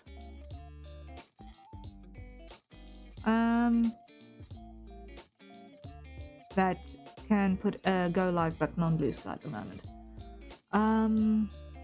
What? Wait, I'm just actually gonna Google because I've never actually checked this before. What is Bluecast?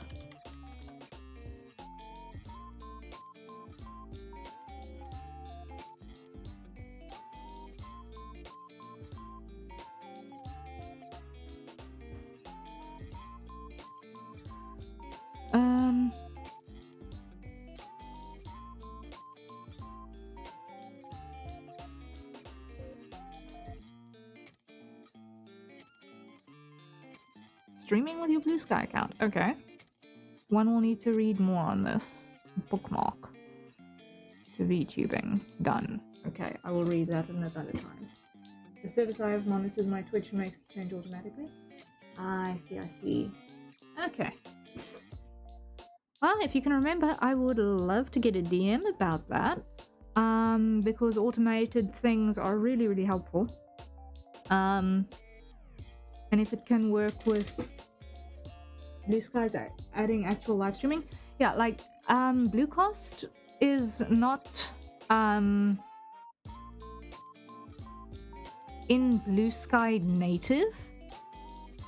It seems like it's a separate application that just plugs in with your Blue Sky account. So it's a browser-based streaming service.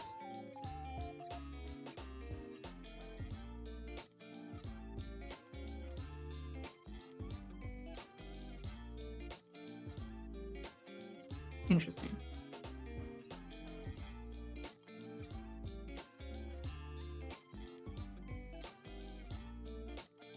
Let's actually see.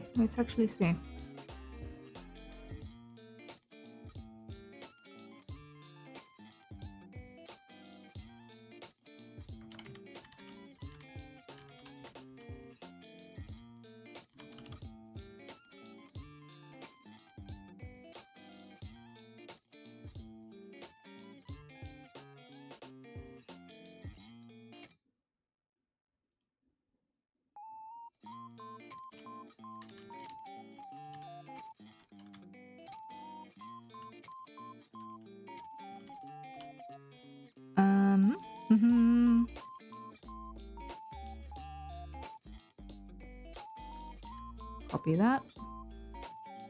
Paste that. Sign in.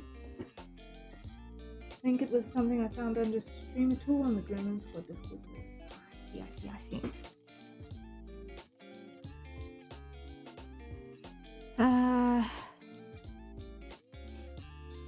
Okay, I will look into this at more detail another time, and I've not got the brain juice for those right now. But okay.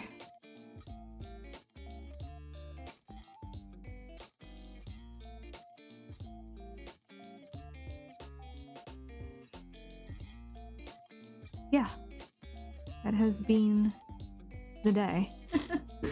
Your brain is offline. Yeah, the brain is totally offline. At this point.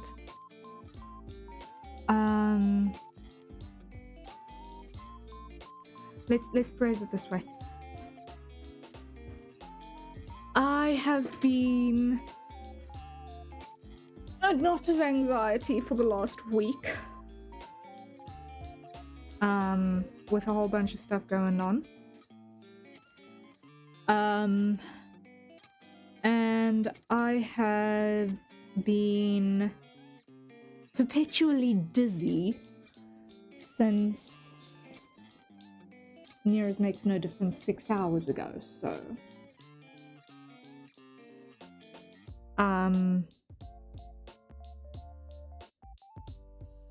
if I move my head too fast, everything just swims. It's been wild. Thankfully that is the extent of the weird physical madness at the moment. But yeah, it's just been one anxious knot after another, and you think things are finally working out, and then you get another gun punch, and it's just been one of those weeks. And on top of everything else, I feel like I'm falling behind on some stuff, which I don't like.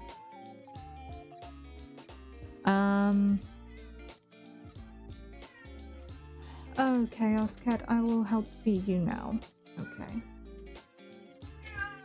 Okay, he is complaining. Okay, I've got to go, guys. Rest well when you get to it. And I will see you tomorrow for more 3D modeling on Ebony.